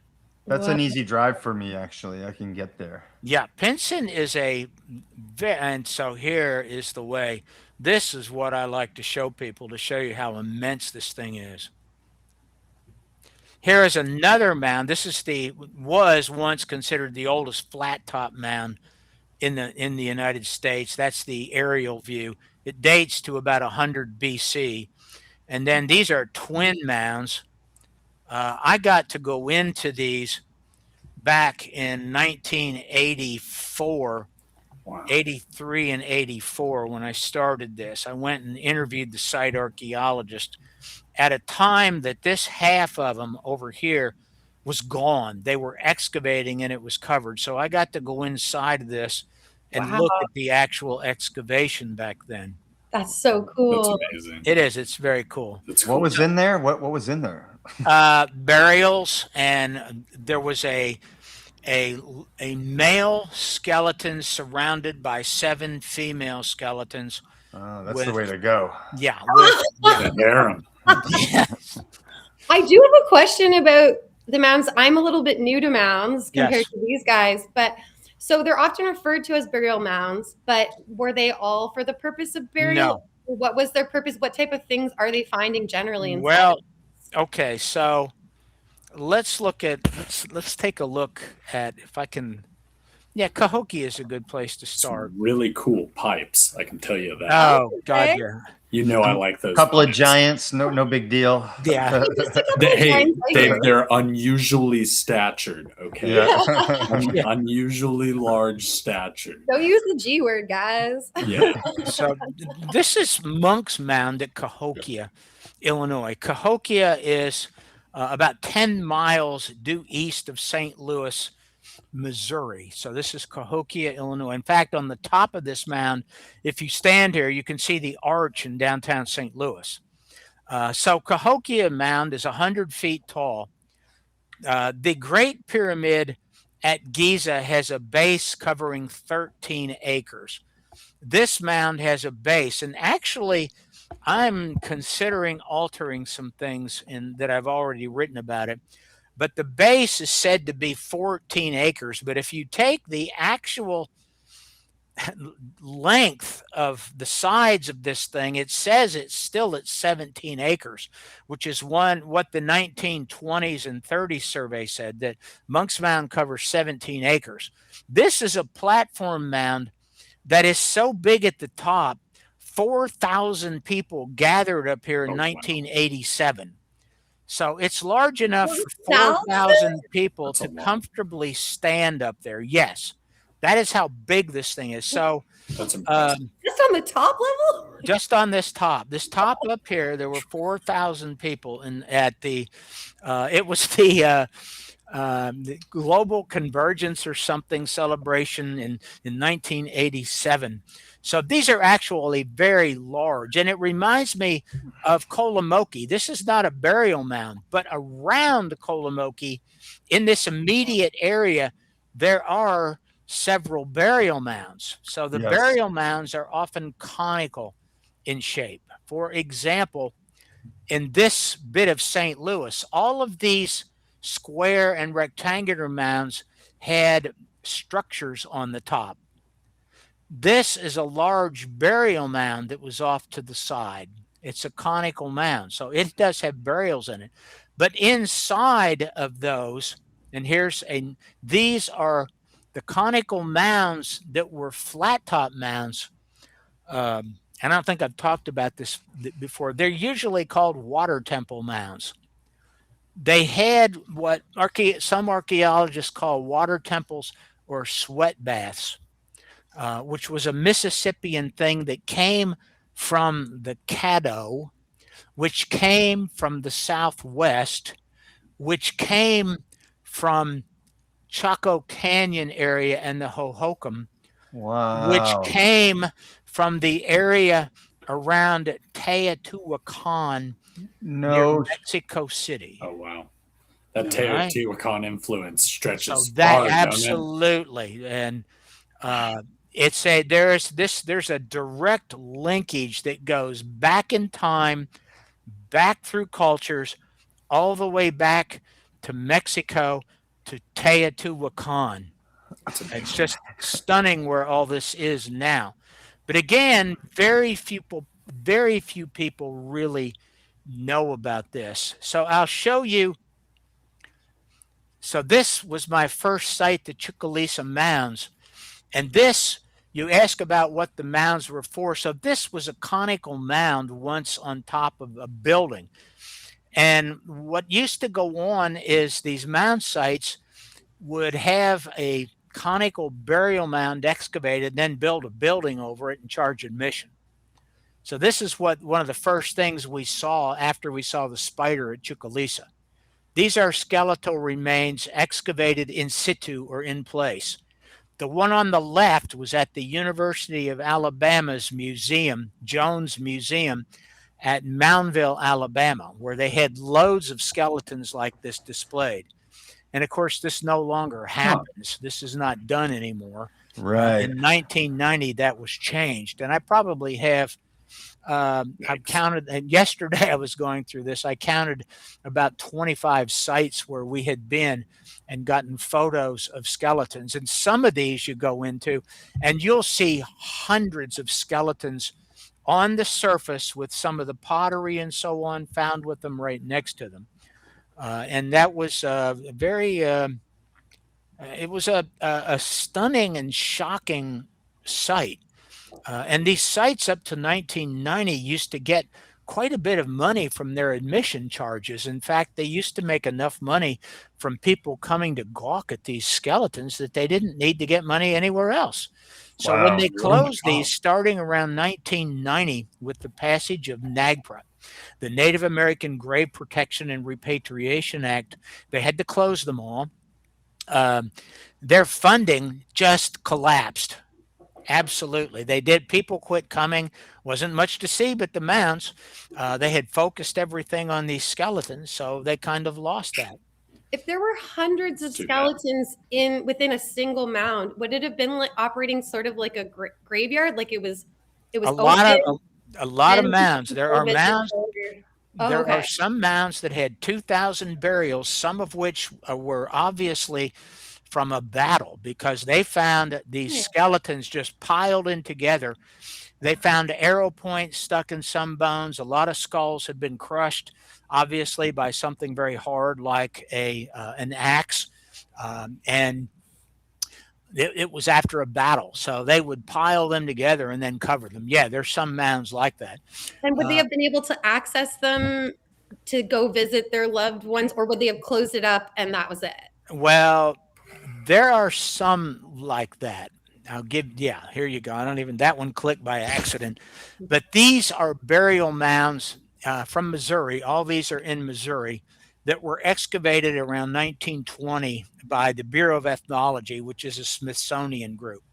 So the Bureau of Ethnology found dozens of these mounds, conical mounds. When they got into them, they would find some intrusive burials on the top. And as they dug down, they found really well-made stone chambers that were made out of drywall. And that's what all these photos are.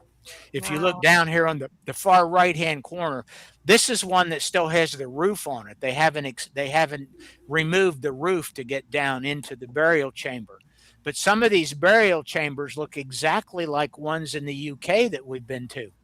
And they had obviously they were used repeatedly until they were finally covered when they decided they didn't want to use them more because they have walkways into the chamber like the one up here on the left-hand side. Yeah. Mhm. This is another one that has a walkway into it. So they've removed the roof in this one. And there are loads of these. And then there are sites like this that still exist today. Let me start with this one. This is in Arkansas. It's a site called Kadoha.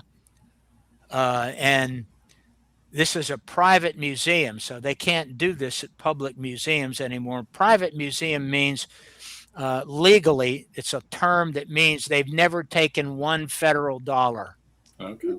So NAGPRA doesn't apply to them. So this is the top of the mound that has a building over it.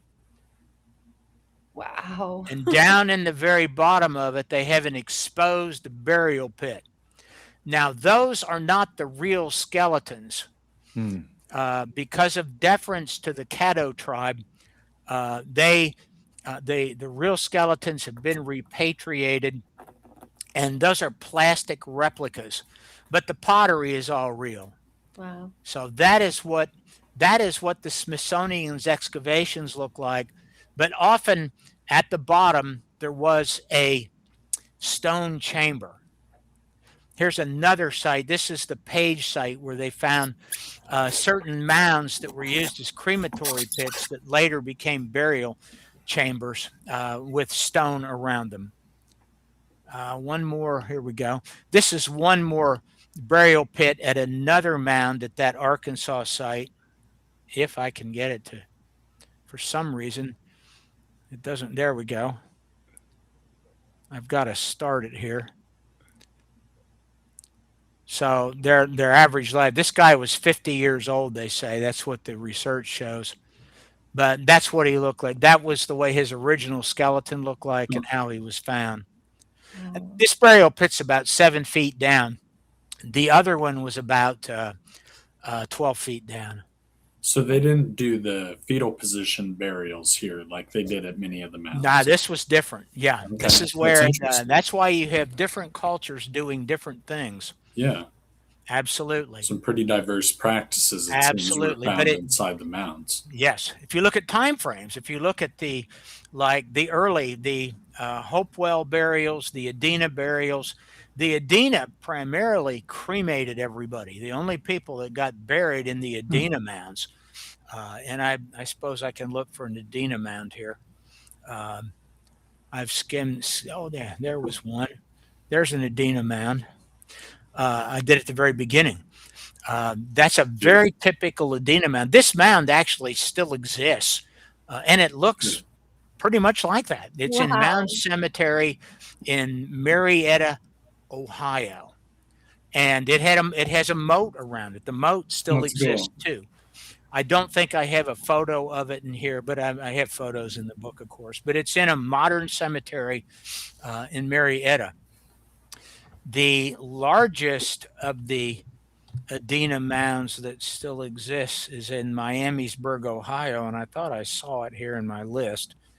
I haven't fiddled with this thing in quite a while, so maybe it's not here. No, So a modern day cemetery is in the site of this mound here. That's the only reason that mound exists. Wow, interesting. Because it's in high ground. This mound is in high ground above the Ohio and Scioto. No, the Muskingum River is there. It's where the Muskingum River comes out on the mount and on the Ohio River. So this is on a high bluff at that confluence of the two rivers.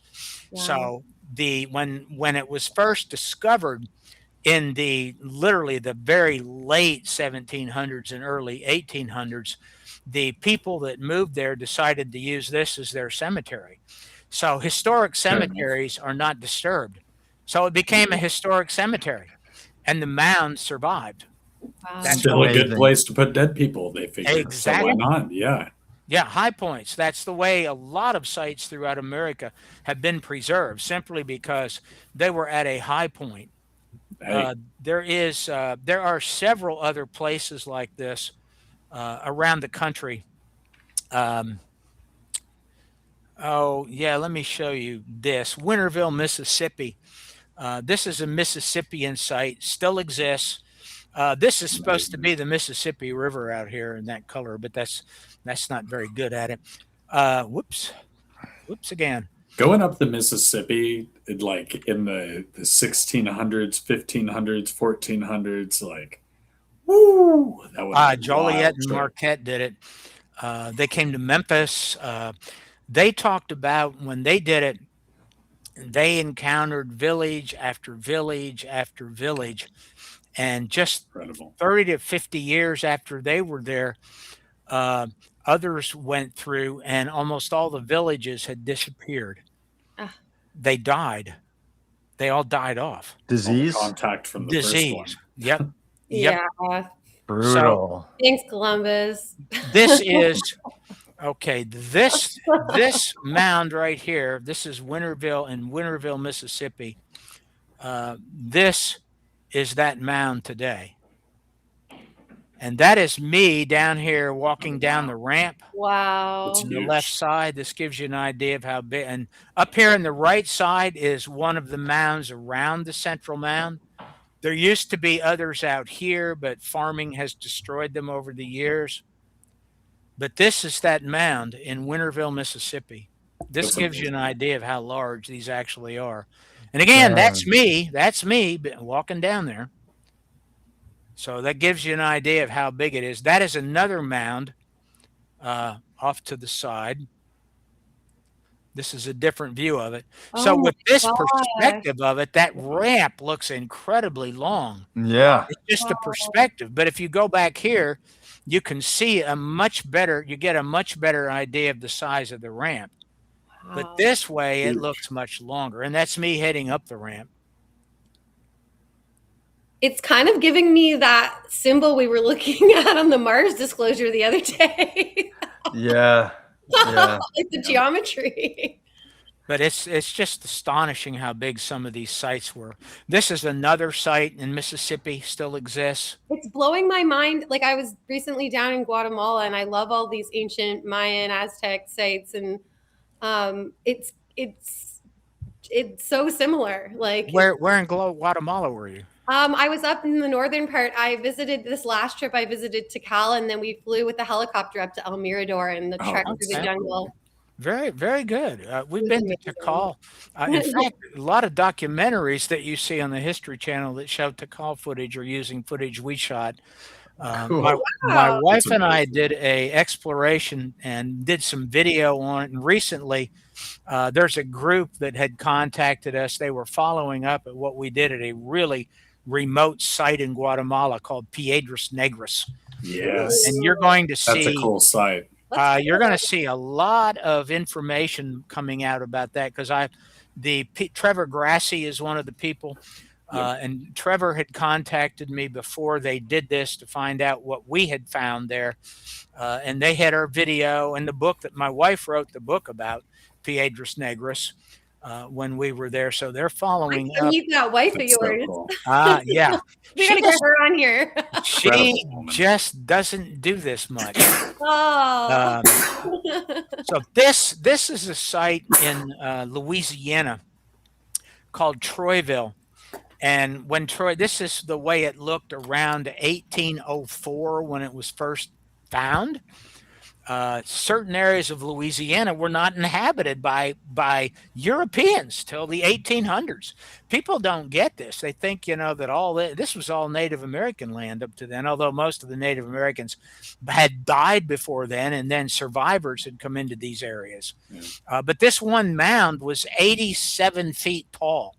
It doesn't look it, but it had a cone of rock-hardened clay at the top. What? It was a cone. The capstone did. It's like a cap or a cone of clay that was rock hard. And it started being dismantled during the Civil War. Oh, Of course. And they got to the top. They had to use picks to cut through it. oh no! Why? And because they wanted to use it for rifle pits. Yeah, that's what I was going to ask. They were So getting they resources. used the very top as for observation and put rifle pits in it.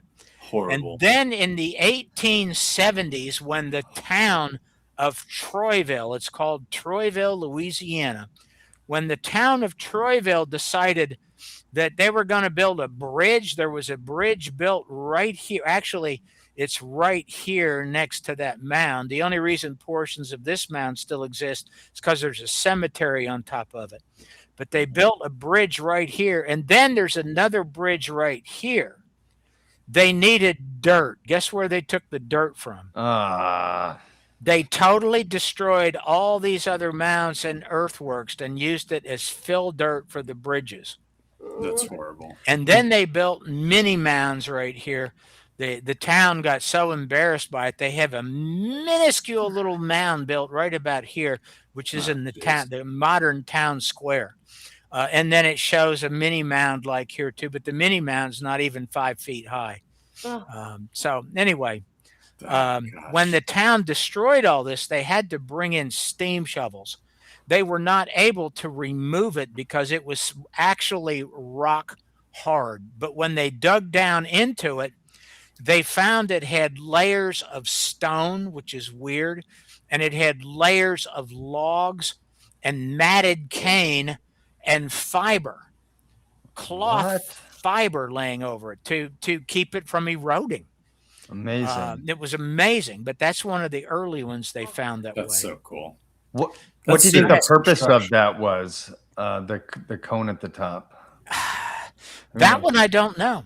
Height, obviously. Yeah. But I don't know. It was not a residence. Yeah. Right. These other mounds would have had buildings on top of them. All of them would have. And the material in there, like that's not normal. Like there's no other site like that has something like that built with that material, right? I have seen lots of sites that had wood and stone and cloth. A lot of cloth has been recovered from mounds, but in the burial chambers. Burial chambers were sometimes were log lined, or they had roofs of large logs. Inside of them, they would find cloth, and inside where the burials were, they would find layers of stone sometimes, but not used as support for the entire structure. No, this is unique. But the only thing I can figure with this, and I haven't done the calculations for this site at Troyville, is that there were alignments. This cone was probably here for somebody to stand on this mound, and then a certain time of the year, from standing here, you'd look directly over this cone, and you'd see the rising or setting of a star on the horizon. That is what it was probably used for. And the star might have been the sun in this case, but I suspect it was some other star. And the important stars we know. It could have also been used for the same purpose from this mound, to look at a different star across the horizon and this mound, because there were 4 or 5 really important astronomical alignments that they made visually across mounds and at other places, like at Moundville. If I can go back way back to where we were in Moundville, there it is. They know that across some of these mounds, like from this central mound, they used poles, large poles stuck in the earth or stuck through the tops of mounds. They had a pole sticking up dead center, and the alignments were made from the central mound across the large pole to the horizon. Wow. So that's how they made a lot of these alignments. That's awesome. Amazing. So many of these All sites. day about this. So here's the Mississippi map. All of these spots off here in the right, these little mounds you see, these are all spots you can visit publicly in Mississippi. That's why I said you could spend and go all the way down here to the Gulf. This is the Gulf of Mexico. This is a long way from Memphis, is like right here in this corner. Memphis is all the way this is a long drive. It takes, you can do this in one day, but it takes the entire day. But you got to use an interstate. There's no way you're going to drive these back roads to all these mounds and get there in a day. But this particular site is called good God, I'm forgetting the name of it. Arcola. This is the Arcola Mound. This still exists. And this is the recent reconstruction that I had made of it. You can see a lot of the other mounds here. And Arcola, over on the map, can you see where I'm pointing? Mm-hmm. That's Arcola. Here's Winterville, the one that I showed. Yeah. So you see all these giant mounds down here, and all these are not small sites as you go down. They're huge. Wow. I think, this is the Anna site in Mississippi. We have been to these. This is a very, very difficult one to find, and it is on a ridge like this. It's on it's on a river bluff. These are called bluffs along the Mississippi River, and these things are straight down. I mean, it's hard to imagine. And there are some over here that cut. There's one that cuts through here. There are places where when we visited, there's no water you can see. But it just goes straight down on both sides. I mean, if you fall into that thing, you're out of luck. But it still exists. Wow. That's so cool. It would have been like going down the Nile, floating down the Mississippi. Absolutely. This is another site, Lebanon Mounds in Tennessee. Most of these sites, almost all of these sites, at least in the Mississippian era, they had walls of earth and then palisades. And then they often had a moat on the exterior. So they built a moat along the outer edge. And then this is a double palisade wall. And this site still exists. Good. Go to a few others here, if I can find some. I didn't want to overwhelm people. This does get overwhelming, the amount of this information. We know what these people look like, what some of them look like, because the Spanish went and visited them. And this is what the Calusa, these are what the Calusa and Temeculans in Florida look like. This is based on a visit by the Spanish around 1528 to the Calusa chief at Mound Key in Florida. Wow. And it was in a building that had 1,000 people in it. It was on the top of a mound. The chief's residence was on the top of the mound. I don't believe I put the illustration the state made of the chief's mound in here, but there's a really good illustration of it, all based on what the Spanish wrote down about it. The chief sat in a room and they wrote down all the details of what was in the room and the other people with them. So you have the chief here pretty much in the center. That was the chief's wife sitting next to him. Servers, he had a guard. The guard is off to the left here. And again, there were 1,000 people. This building was so large, 1,000 people were in it. Wow. And the Spanish wrote that it could have easily held another 1,000 people. It was that big. So it's like the size of a pretty large auditorium. So these buildings were very well furnished. They were very colorful on the inside. They had cane mats that were painted different colors and so on. There were statues everywhere in these buildings, full size human statues, usually decorated with clothing and pearls. But again, this is a full size diorama in the Florida Natural History Museum in Gainesville. It's just overwhelming. What's up with that? Is that a crane or something? He seems like he's important over there. Well, there were cranes on the exterior. They had crane, probably stuffed crane. And some buildings actually had crane effigies on the exterior doorways. I'll show you this to give, whoops, I didn't mean to do that. This is a partial explanation. This is Ocmulgee, Georgia. This was originally a National Park Service illustration that I had colorized. That's a beautiful photo. And it's based upon what they believe the archaeological evidence found. But look at the top of the building. Do you see those three things on the top? Yeah. These were found. They were also found in Louisiana at the oldest functioning mound site, which the French wrote about and made illustrations of in the late 1780s. They went and saw the great son's death ceremony. They watched people, the women being sacrificed when the great son died. These were French explorers that saw this and wrote it all down. But at the top of the mortuary building and the great son's house, which were on the top of these platform mounds, they saw there were 3 effigies on the tops of the buildings. And those are bird effigies. All right. Again with the bird effigies, yeah. Usually, yes. These were psychopomps, which is a real, that's a $3 word for an entity that accompanies or takes the soul on the death journey. It carries the soul on its wings to the sky world. That's what they're seen as, and they represent the upper world powers. The afterlife greyhound. Yep, exactly. That's it.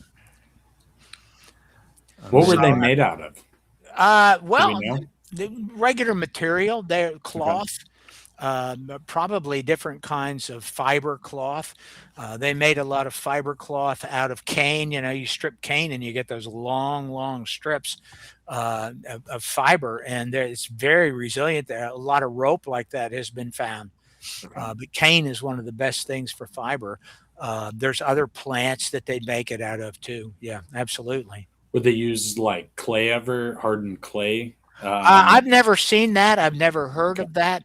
They've only found evidence of those at a few places, but all the old depictions made by the Spanish and French show them on all their old depictions. Oh, interesting. That's awesome. Dr. Little, is there a way to estimate how much archaeoastronomy has been done on these like hundreds of thousands of sites? Well, very little, or it's now there's a fair amount. I've seen maybe 50, 60 sites in North America. And when I say North America, I only mean the United States. Right. But in the United States, I've seen 50 or 60 sites where archaeoastronomy, other than the solstice and the equinoxes, the solstice turns up at almost every Native American site there is. Right. That turns up again and again. But when you go beyond the solstice and the equinox, you have the moon's 18.61 year lunar cycle. I've seen that now. That is turned up to roughly 25 sites. And then the rising and setting of several stars of Orion and the Cygnus constellation, maybe the star Deneb. Arcturus only shows at the 2 that I'm aware of, but I haven't tested. I'm going to test some sites to see if Arcturus popped up. Sirius pops up at some sites. And of course, the Seven Sisters pops up at 7 sites, or at about a dozen sites or so. And all those sites are found in astronomical lore that the Native American legends have. So that is pretty much off the top of the head. I think that's a pretty good summary of what they found. That's amazing. Interesting. Yeah, I mean, it seems obvious, why they, aligned this stuff to, in basically every culture around the world. Yep. But the precision of it is what gets me in some of these sites, is like how precise they are aligned to certain stars. That Arcturus one, I looked that up. See if I can find it. Maybe I lost it. Well, and Dave, the other impressive thing is the amount of time they would have to spend to map out some of these star cycles. Well, I mean, think of the lunar cycle. The Newark, I didn't even show you this. I mean, we just skipped right by it. So Newark, Ohio, which there, of course, is Newark. So let's just focus on the circle and octagon. There's what it means. Here's what it was used for. It charged the moon's movement over 18.61 years. Wow. Now, in order to see these alignments, so they know that they put posts in the top of some of these mounds, a post standing straight up. So if you stood on this, it's called the observation mound. It's the tallest mound, the tallest area of this circle. You could stand here, and with no trees, you could look directly through, right through this opening, but they had a post right here. And what you view is the maximum northern moonrise. Huh. All right. Amazing. And here they're showing it. They're actually showing the lunar standstill. There are people standing on the observation mound, looking at the top of a pole, looking beyond the top of a pole on that mound toward the horizon where the moon is literally having a standstill. It looks like it's just sitting right on the horizon. By the way, we had that a couple months ago, and I got some good film or video of the moon. Actually, we were in Alabama at the time when that happened. But let's go back to this. Are you going to film the eclipse coming up from any of the mounds? No. If you remember a couple years ago, I did an experiment and had about 10 people around the country go to mounds, to places where the full eclipse occurred. And I did a magnetic experiment to see if there was a slight magnetic blip when the full eclipse occurred over an area. This is my language right here. And I did hours. I videoed hours that we did, and we did it at the Tawasagi Mound site in southeast Missouri, which oddly, one of my Twitter followers was there. He didn't know that we were who we were, and I didn't know that he was who he was. And he was doing the same thing with another group. We were on the top of the largest mound. He was by a smaller mound with a group in the shade. And there's a thing called the Elias effect, named after a guy by the name of Elias, who actually won a Nobel Prize in economics. And he had discovered that in the umbra, when there's a full eclipse, for just a moment, the moment the full eclipse occurs, there is a slight magnetic deviation and a slight drop in gravity. That's called the Elias effect. Now, it is a microscopic drop in gravity, but it's measurable, and it's since been verified. Exactly why it happens, nobody knows. They're clueless. Okay, I've got a question for you then on this. So I'm going to be on the March 3rd lunar eclipse. It's going to be a blood moon eclipse. I'm going to be up on top of I assume it was a pyramid at some point. It's down in the Yucatan. Now it just basically looks like a mound, but it sits directly on top of a magnetic anomaly. Yeah. Is there any experiments that I should conduct while I'm there? Also, I'm studying Gunung Padang, which is in a magnetic anomaly zone, and I want to do a study over an entire moon cycle to see what's going on there. Give us the dirt. What studies should we do at these sites with magnetic anomalies during the eclipse? Well, the first thing I would do, I mean, you can take, I don't know if I can find that device. You can take some electrical recording devices or electromagnetic EMF detectors, electromagnetic field detectors with you. Yeah.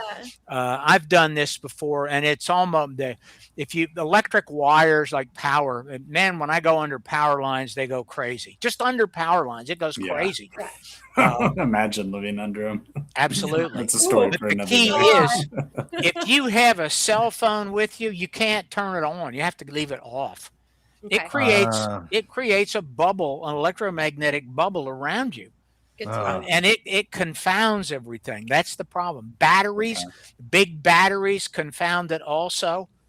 But what I would do is take a magnetic compass. I had people saying, yeah, I use my cell phone. I said, you can't use your cell phone. Your cell phone has electromagnetic fields around it. You need to use a floating compass.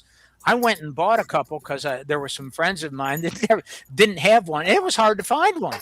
In fact, I went into 2 places in Walmart, the people working in there, and I said, it's in your hunting area, hunting and fishing. It has to be there. He's For the Boy Scouts. I mean, a Boy Scout use them. I keep one handy. Oh my gosh, I love it. The people working there had never heard. They said, well, just use your phone. And I said, I don't want to use I need a magnetic compass. And they had never heard of it. And they looked it up and they saw, it's online. I never heard of this before. I wound up going into a used car part, a place that sells car parts, AutoZone. And I looked around, couldn't find, because I knew they made those for cars too. And so I asked, I've never heard of that. He said, no. And I said, could you look? And he looked it up and said, oh my God. He said, we have one of those in stock. And he went, it was not one that would work. It was a small one. And he said, I've never heard of that. Never seen anybody get it. But you need a magnetic compass. Okay. Lay it on the ground. And it's really when the actual full eclipse occurs. Now, we did a solar eclipse where the moon blocked the sun. You're doing a lunar eclipse. You're doing where the sun blocks the moon. I don't know what will happen there. That's not what the Elias effect is said. We'll find out. But I don't know if anybody studied that. We're going to study it, Dr. Little. All right. And then the other thing is, if you walk around different areas of the pyramids or between them, it's like what I speculated back in 1990 in the book People of the Web, that as you move in these areas from one mound and where the earth comes close together, you are actually moving through specialized electromagnetic fields, right? And it's called subtle energy. There's actually a journal called the Journal of Subtle Energies. I need that. All right. Some people are electromagnetically sensitive, and there's actually a medical disorder called electromagnetic sensitivity, where some people can sense batteries behind their head.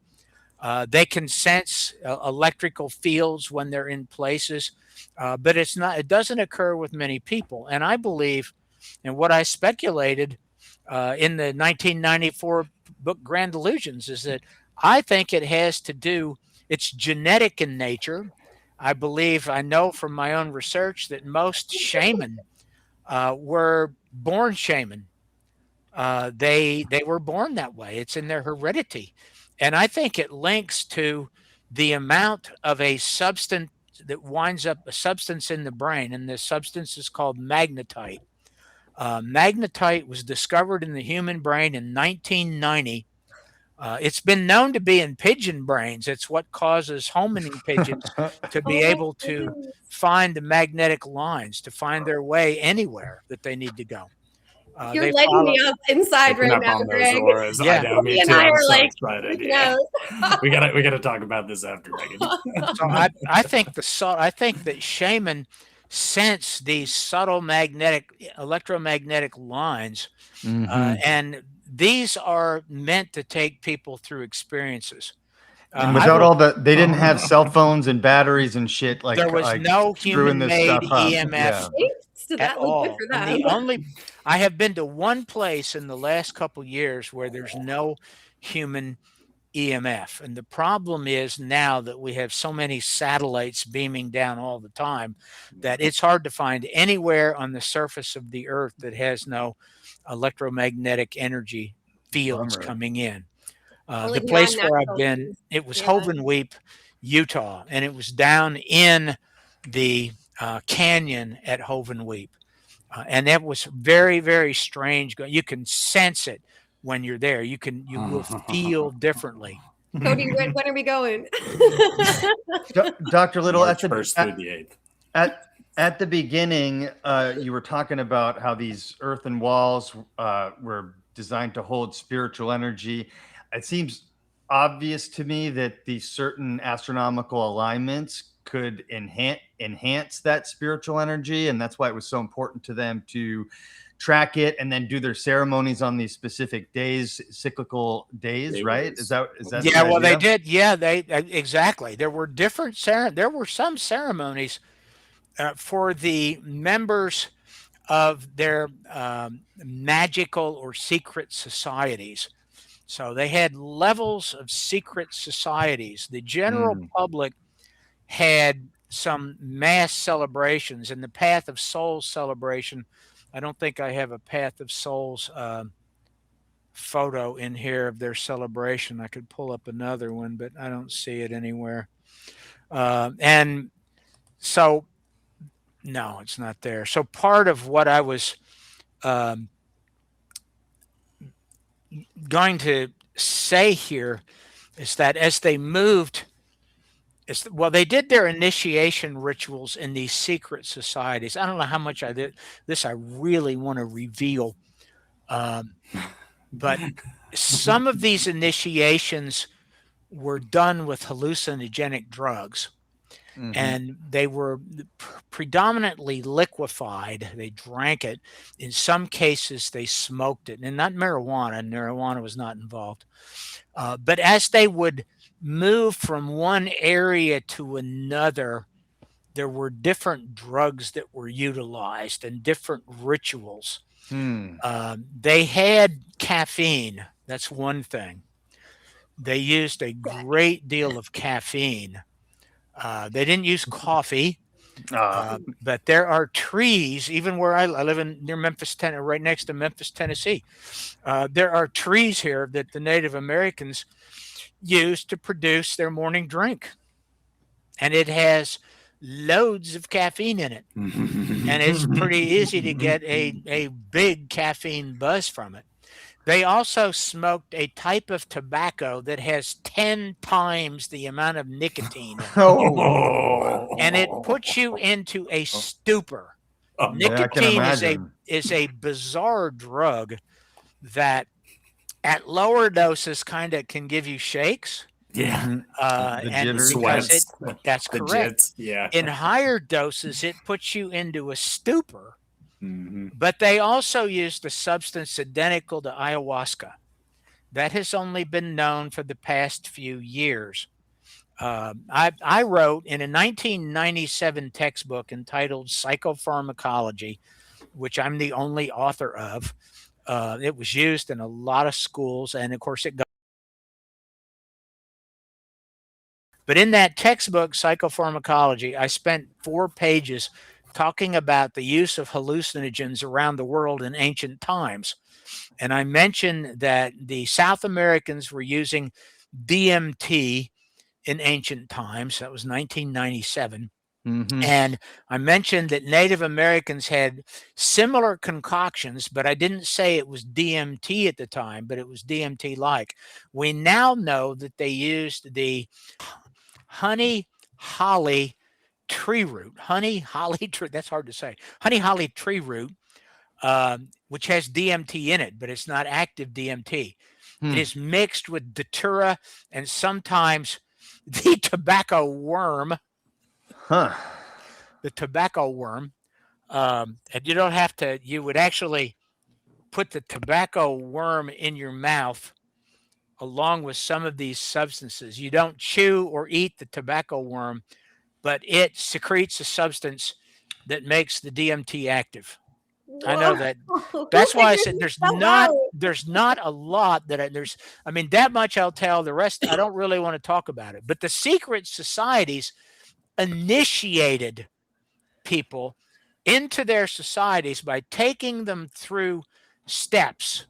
Steps at these sites, and as you go to each one, you're at a different level, almost like the Masons would do today in Masonic Right. tradition. You go through various levels, and each level had its own artifacts that were used. The so-called shell dippers, which are whelk shells that are huge. They're gigantic shells where they would cut them in half and they would use those to drink out of, but they would incise on those, on the exterior of them, exactly what the spiritual forces were that the shell was used for. So they would put these magical hallucinogenic substances into these, and the initiate would be given the shell for whatever level that they were being taken into. Wow. And those were used. They must have had a precise understanding of chemistry, alchemy, whatever you want to call it, in order to, do that. They know that they did. That actually, the Smithsonian found out about these at the Zuni, at the Zuni pueblos.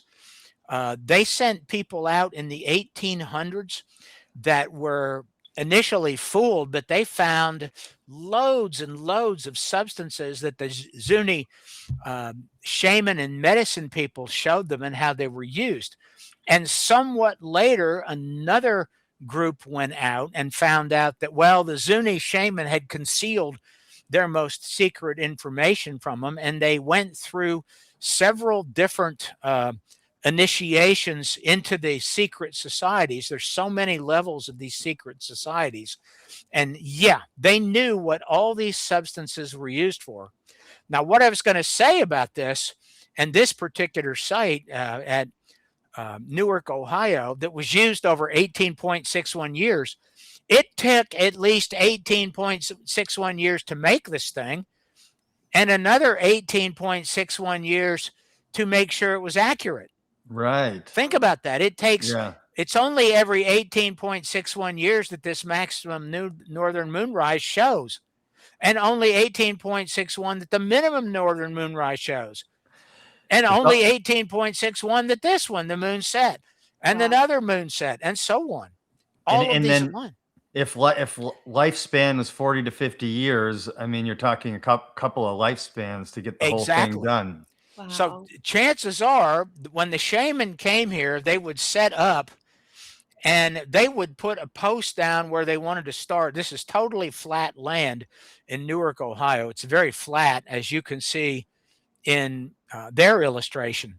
So they would set a post up, and then somewhere in the distance, they would say, aha, we just saw this one. So they'd put the starting post here and one here.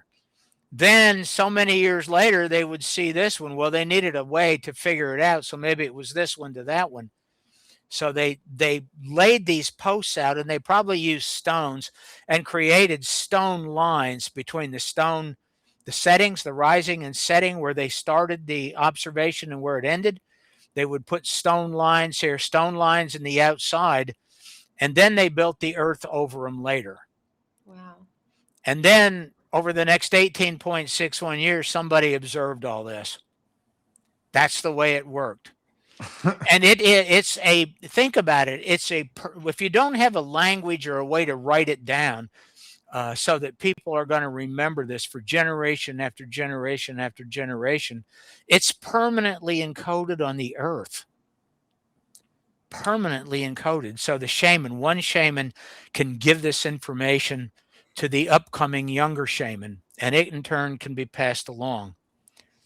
That's it. That's what it was used for.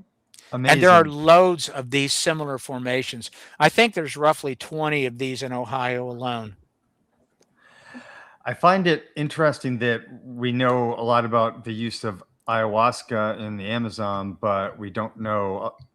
I've never heard of that before, that substance before. And that's interesting. Is there going to be more about that in the book? Well, yeah, my books don't sell as well as Graham Hancock's, so that's why. Yeah, there you go. In the psychopharmacology textbook, I talked about some of the substances Native Americans used for hallucinogenic purposes, but I didn't go into great detail. The book was about it had some things about natural substances in our environment that are still there. And I can guarantee you, some of you here have these in your home. You just don't know about it. And they're in your backyard and they're in your neighborhood. You just don't know about it. But you have to know how to concoct it, and you have to know what else to put into it to make it psychoactive. And that's what that's the key in this. But I didn't know at the time. They knew Native Americans had a substance called the black drink, and it had never been entirely synthesized, so they knew what exactly was in it. And to this day, they still don't know what is in it. And there are Native Americans that are on my Twitter page or X page that do use the black drink, and frankly, they don't know everything that's in it either. They know that that the shaman in these secret societies know what the substances are, and a lot of people know what the substances are, but the exact mixture of them is another story. So Graham Hancock really popularized ayahuasca and so on. And even Graham, I don't think, knew at the time that it was that similar substances were being used by Native Americans here. Now, which one was first? I don't have any idea. I don't know when it was started, because it's really hard to trace back and find out all that. So I don't know, but I'm not surprised that people know about it, because Graham is enormously popular. Right. Yeah. I just always think about like how you would have, how much trial and error would go into like, here, test this out. And then you'd try it and you'd maybe trip out a little bit, or you get poisoned and die. Yeah. I don't know any other way they would have been able to, figure that out without a bunch of trial and error. I think these shamans had to be in touch with some stuff that the rest, the average human wasn't. Something was guiding them. Well, I'm gonna that idea right there, I'll follow up on really, really quickly. Okay, so remember, I think shaman are more electromagnetically sensitive, and I think it's genetic. I think there's something different within their brain, and it picks up on subtle energies. So back in the 1800s, and I think it was in Origins of the Gods, with the book I did with Andrew Collins in 2022, Origins of the Gods, and I discussed some of this in that book.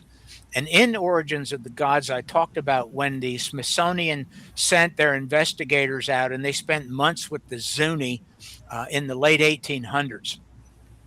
And what they said is that the Zuni shaman tell us that these spirits told them what the substances were and what to use them for. But they said, obviously, in their publication, they said, obviously, it was just trial and error. So that's it. So the Zuni themselves, the shaman themselves, said that the spirits told us what to get and how to mix it. But then the ethnographers, who were scientists, went out and said, well, obviously they use trial and error. But remember, you're talking about substances like datura, belladonna. Datura is everywhere. Datura is all over here too. But datura and belladonna are both considered poisons. They will kill you. But belladonna, by the way, or datura, by the way, is called Jimson weed. And it will kill you. It kills horses that accidentally eat it. But it's also it's a hallucinogenic substance within certain doses when it's mixed with a couple other things. Wow. But also think of mushrooms. Most of the mushrooms that we are told are deadly mushrooms will in fact kill you if you eat too much of them. But a good proportion of them are hallucinogenic if they're prepared the right way and you eat the right dose. Amanita. Yes.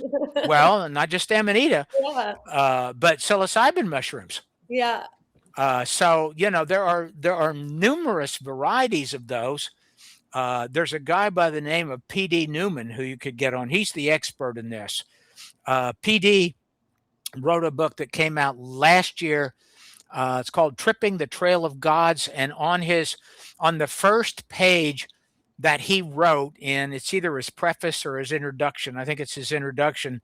He talks about being introduced to all this when he met Graham Hancock in England, and Graham Hancock told him, "Oh, you need to read this book by Greg Little called Path of Souls." And then he talks about contacting me and how I got him onto this whole concept of Path of Souls. PD is a 32nd degree Mason who lives in Tupelo, Mississippi. And he had written things for the Masons about their ideas and ancient Greek ideas about the death journey. And that was his introduction to understanding that the same thing is in Native American stuff. Well, so PD learned about this from Graham Hancock, who told him to read my book. And this was in England where he met Graham. So PD did this book about all of the substances that they used in the Path of Souls journey to initiate people into what they're going to face at different levels in the Path of Souls journey. When your soul is dead and it flies to the stars, there are certain things you have to do. But in addition to this work, PD has now visited loads and loads of mound sites. And he has found all of these substances I'm talking about that are hallucinogenic that you have to mix together, growing wild around these mound sites, but they're not supposed to be there. And he has taken them to universities and talked to the experts in botany and biology. And they said the only way this got there is that somebody carried it. Somebody took these substances there, and so they just grow naturally around in this one little area, but they're not native to the area. So he has found these things all over the place in America, growing around mound sites. So shaman and medicine people, as they went from one place to another, carried these seeds and probably minuscule plants with them to place at these places where they were building these magic machines of earth in order to perform rituals with the magic encoded into them. Oh, incredible. It is. It's amazing. So there's other people, and PD's book is amazing. I can't recommend it too much. I just made a note of it because I'm going to grab it and see if I can get a hold of him to come on the show. Yeah, we got to do that. PD will come on your show. I had a copy here the other day, and I don't see it now. Great guy. I told you my office is an absolute disaster, and it is. So I don't know where that book got to, but it's somewhere. Everything is somewhere. But yeah, he'll come on your show. Wow. And found him. PD is an expert at botany and plant identification. In fact, that's one of the things he does. He leads groups, paid groups that will go out into the wild, and he'll show you different plants and what they're used for. He's from Memphis? No, Tupelo, Mississippi. Oh, I found the wrong guy then. No, you probably found the right guy. He was born in Memphis, but he likes to put Memphis. And I mean, you'll see in my profile, it'll say Memphis, Tennessee. And I've lived in Memphis. I moved to Memphis in 1967. And I lived in Memphis until about 5 years ago, till I moved to right outside of Memphis. But I'm leaving Memphis in my profile. Got it. But PD lives in Tupelo, Mississippi, which isn't too far from Memphis, actually. But you got the right guy. There's only one PD Newman. So we're pushing 3 hours here. Yeah. Okay. And we could do this all day. Is there anything just else in the coming by. presentation that you wanted to show us? You know, I don't, and I had prepared this thing for a little different thing. I can't believe that we've been here for a couple hours, but you know, there's a few things like this. Someday we'll get into the iron hand symbol. The iron hand is also on these. These all came from Moundville, Alabama. And I'll show you this. This is a container. It's the original is 3.75 inches high. It's not very big, but it's a container. Notice it has an opening at the top. It's pottery. It has a hand with an eye in it. And this is a container that had a substance in it that was used in these rituals. All right. And this iron hand, this particular eye is not an eye, it's a shell. It is one of the stars in the Orion constellation, specifically Messier 42, which is Orion's nebula, which is right below the three belt stars of Orion. It is a fuzzy blue-red thing in the sky. And that is where the soul first goes when it does the death journey. And it's not a portal to somewhere. I've called it a portal before, but I'm now switching that. It's a container. And so the soul would stay in this container and it would traverse the underworld until the next morning it came out, and the next night it would be in the sky in the east, and then the soul would hop out and make the journey toward the north. It's a long, involved story. Did you say that the shells themselves held the psychoactive substance as well? Did the what do? Did what hold it? There were actual shells that they like were drinking the substance out Yeah, of? I don't have an example in this that I can show you, but I've got maybe 200 photographs of the shells that they actually used. I don't know if I can switch my now, and actually I can't see you guys at all anymore. This actually moved you somewhere off the screen where you're hidden. But there's a lot to this. I gotta thank this guy for whatever he did to us. Yeah, that part of the conversation really resonated for me, and I feel like I'm embarking on like the very beginning of what you were talking about there, and it's all very exciting. Well, I believe that I believe I've been kept alive to get all this information out there. And when I say this information, it's more an appreciation and recognition that the Americas had a really, really important culture here starting around 800 AD that lasted till about 1450 AD. And it was every bit as impressive as Egypt. I mean, Egypt has 114 pyramids in the entire country. And before Egypt had pyramids, they had mounds, you might not know. Wow. The first pyramids, were supposedly made around 2800 BC. But the oldest structure, mound, known in Egypt, you want to guess how old it is? The oldest mound in Egypt, one of the cradles of civilization. How old's the oldest known mound? Guess. Come on. 8,000 years. That it? Anybody else? I don't know if I believe the dating always, though. Well, the oldest date attributed to any mound in Egypt is 7,500 BC. Okay, I was pretty darn close. Yes, which the oldest mound in the United States is 9,000 BC. And the oldest mound in South America is 8,400 BC, before anything appeared in Egypt. This is all like right after Younger Dryas time when civilization would have started rebuilding, and it seems to have been doing that all over the world around the exact same time. Exactly. So with Egypt's 114 pyramids, Cahokia, Illinois has 104 mounds. 104 in that one place. The Like Carson site. The Carson site in Mississippi had 80 mounds. 80. Some of them are gigantic. There are hundreds of mound sites that had 40 or 50 mounds at them. Wow. It was an enormous culture spread over all of the Americas, all of North America anyway. It was everywhere. I have a question about, like, okay, we talked about the oldest mounds.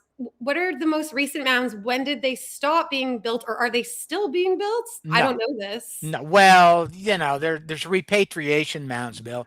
There's one in the Mound Encyclopedia that dates to 1980, 81, I believe, where they built one at the Safety Harbor Museum in Safety Harbor, Florida.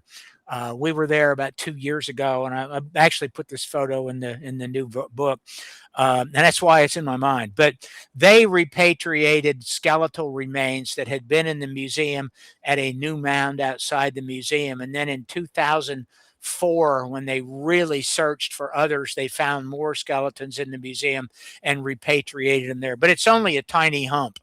Okay. They didn't make big mounds. The end of mound building in all of America, except for extreme southern Alabama, Mississippi, and Louisiana, it ended around 1550, the 1540s to the 1550s, and it's because everybody died. And when I say everybody, I mean 90% of the population died at home in place. And think about Cahokia. If you were in Cahokia, where there's roughly 30,000 people and 90% die, 10% of 30,000 people is 3,000, and you got 27,000 dead bodies around you. And the 3,000 alive people are mainly young people that have good immune systems. What are you going to do? Probably get out of there. You get out. You don't rebury them. There's nowhere to rebury them. You can't possibly do it. Everything smells bad. Everything is deteriorating. You leave. And that was repeated at site after site after site. When DeSoto went through, starting in 1539, and it really started before DeSoto. It started with Ponce de Leon, and it started with several other Spanish explorers going to what they called La Florida, which was all the entire southeast of the United States. They started getting into land, and that's why we don't know exactly. The population started declining through disease along the coast around the year 1500, 1504, shortly after Columbus. But when DeSoto landed in Tampa Bay, went up through Florida, and that was in 1539, he landed in Tampa Bay, went up through all of Florida, went into Georgia, North Carolina, a bit of South Carolina, Tennessee, Alabama, Mississippi. Then he went back into Alabama. Then he went into Mississippi again, up into Tennessee, went all the way up, maybe even to southeastern Missouri, then went into Oklahoma, sent a group of men over into Texas. They then came back and met him in Louisiana. Then he died, and then his men got on rafts in the Mississippi and floated down, and went about a third of his crew lived and went back to Mexico. They spread diseases everywhere. And this is little known, at the exact same time, the Coronado expedition came in to Arizona and New Mexico, and they went up through both of those, touched Colorado, went over into Kansas and into Texas, got not very far away from DeSoto, who was his men were in Texas at the same time. They didn't know about each other. And then Coronado's men turned around and went back too. They spread disease there. And it killed 90% of the population. And the mound builder culture collapsed except for a few outposts. Wow. Very, very few.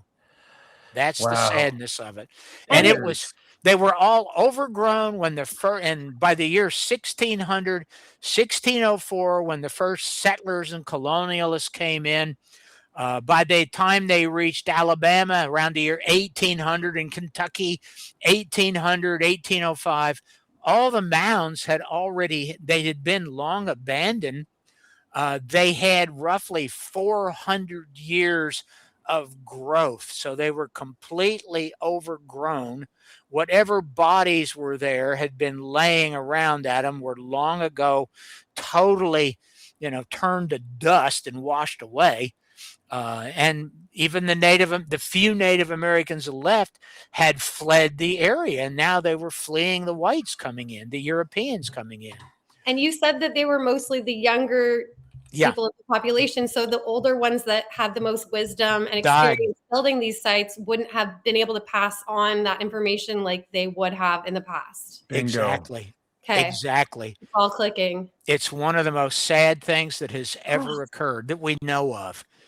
And we only get glimpses of it today, but that's why it wasn't in school books. Heck, in the year 1800, they were just learning about mounds around the area.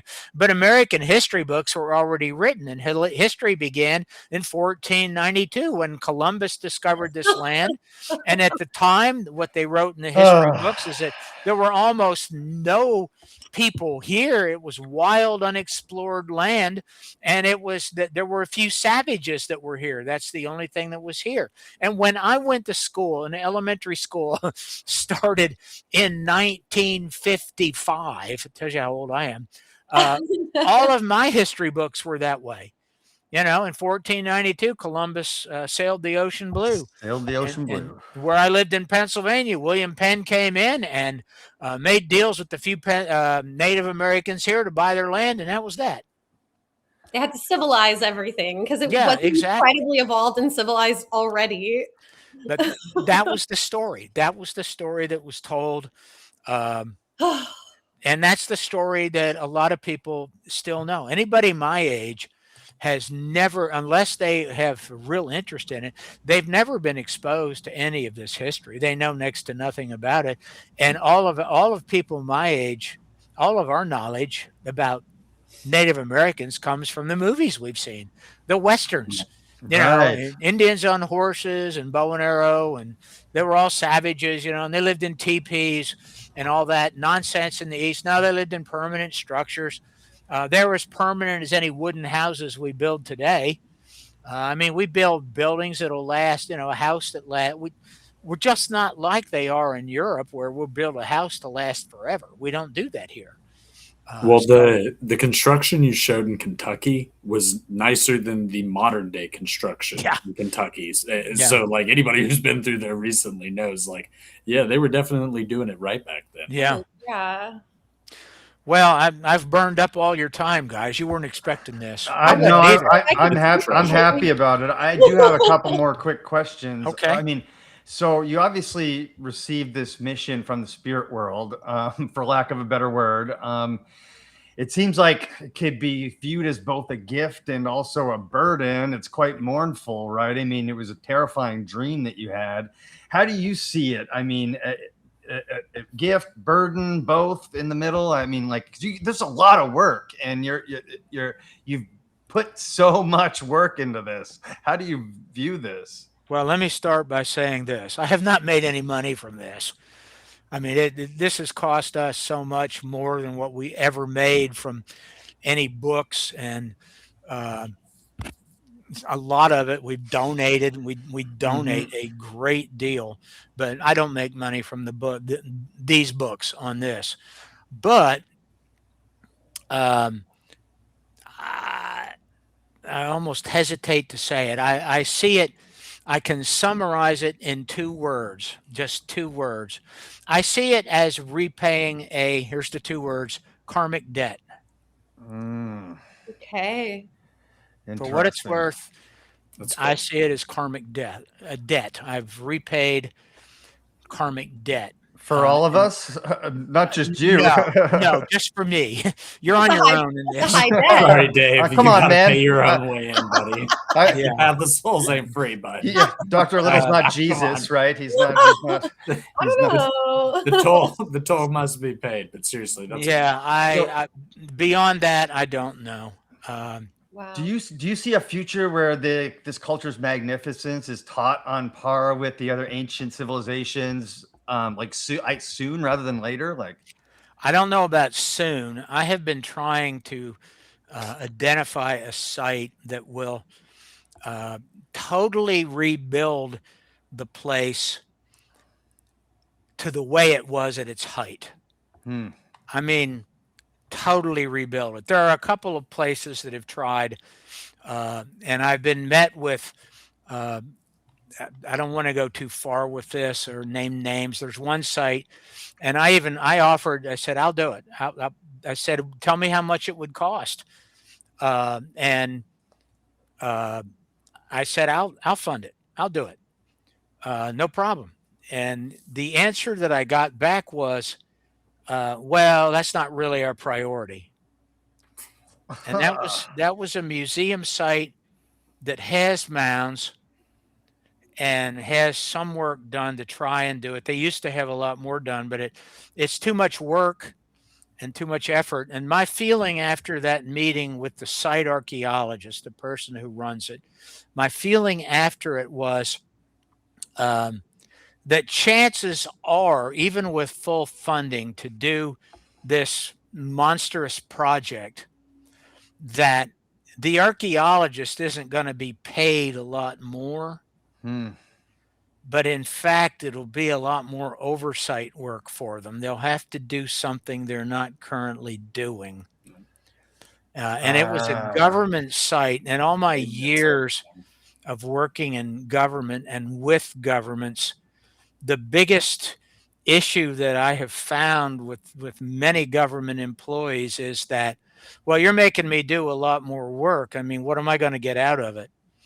And that wasn't, and I had figured that, well, when you're funding a site to rebuild, you're funding all the work, including what the oversight and so on is.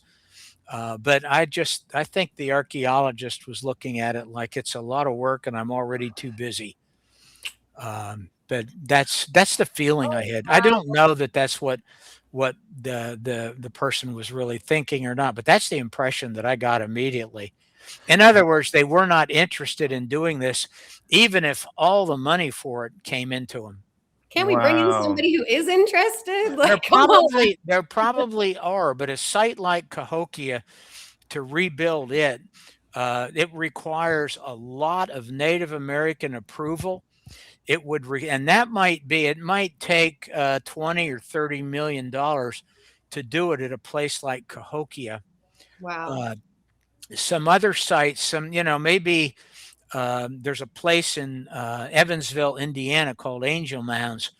And it would probably take $5 million to rebuild it to the place it was. But you got to remember, it requires cutting down all the trees, removing vegetation, bringing sand in, and having constant maintenance going on.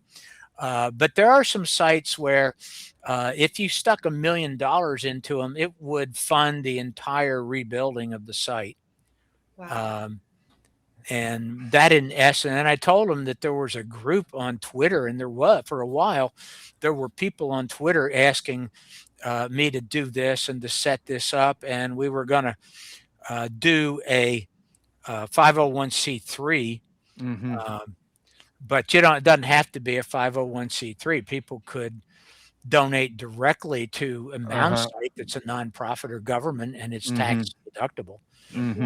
So I don't know. I would like to see that happen, but NAGPRA has made that increasingly difficult. With not NAGPRA, but it's the modern interpretation of NAGPRA that just started a few years ago. Yeah. Go ahead, Cody. I was just going to say, yeah, I've poked into that a little bit. It's like the greatest double-edged sword ever, because the modern interpretation of NAGPRA has led to the pulling of all artifacts out of museums. And even it has resulted in a lot of museums just closing, and it's resulted in a lot of museums not just closing, but those that have replicas. You can't even show a replica, and in some cases you can't show a photo of a replica. But that's the good thing about your books is they do have the photos. Yes, And yes, that's partly why I've retained those. the work you're NAGPRA doing does is very not important. apply to me. Our companies have never taken a penny of federal money. Even the publishing company that publishes it has never taken a penny of federal money either.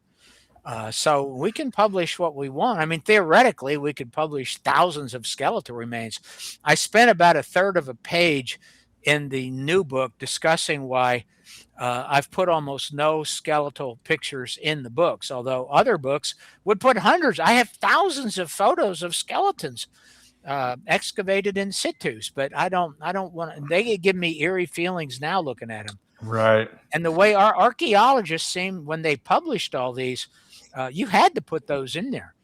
They just filled their books and their publications with skeletal photos.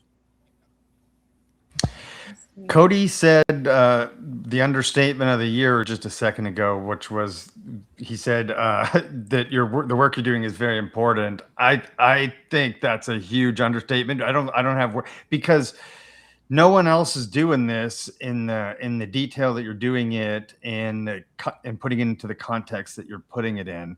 And for me, it changes everything. So I just want to thank you, man, for all the hard work. I know you're not like doing it for me, but I just wanted to thank you, Dr. Little, and also for coming on the show and sharing so much of this with us. The last question I had is 6 to 8 weeks from now, right? How do I get an advanced copy? Because I don't want this thing to like run out. You're gonna how many? I'll fight you down for one of those limited ones. How do we do that? You'll be able to get them. They're not gonna. They'll not run out. It'll take a while. I mean, the hundreds of them will sell quickly. Okay.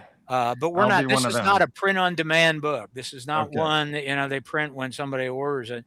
These are really well-made hardcovers. They're not going to fall apart. They're going to last hundreds of years because it's specialized acid-free paper. So cool. And they're Smythe sewn, bound. They're not going to fall apart.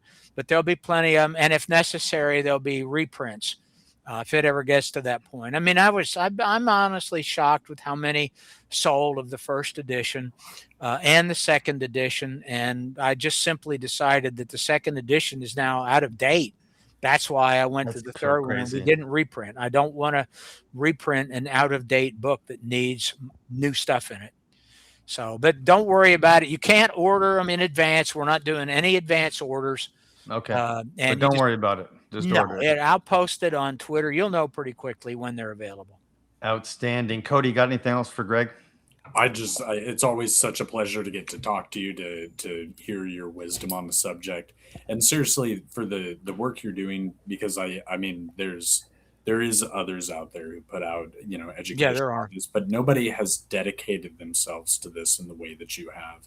And that passion resonates through everything, and it's genuinely inspiring for researchers like myself, for podcasters like Dave and Megan. It's to be able to share these stories that we knew nothing about. I mean, I was 30 years old almost before I found out how incredible the civilizations were that lived here and formed this country, and that's because of your work. So thank you. Don't feel bad, because I was 30 years old when I found it out too. Our education system is failing in a lot of ways, but people like you are picking up the slack and the loose ends. And for a guy who's got 4 kids that he homeschools, guess what curriculum is getting inserted? Oh, wow. Yeah. Good for you. We're going to be teaching real American history in my house, and that's thanks to work like yours and stuff. So just seriously, thank you very much from all of us in the community.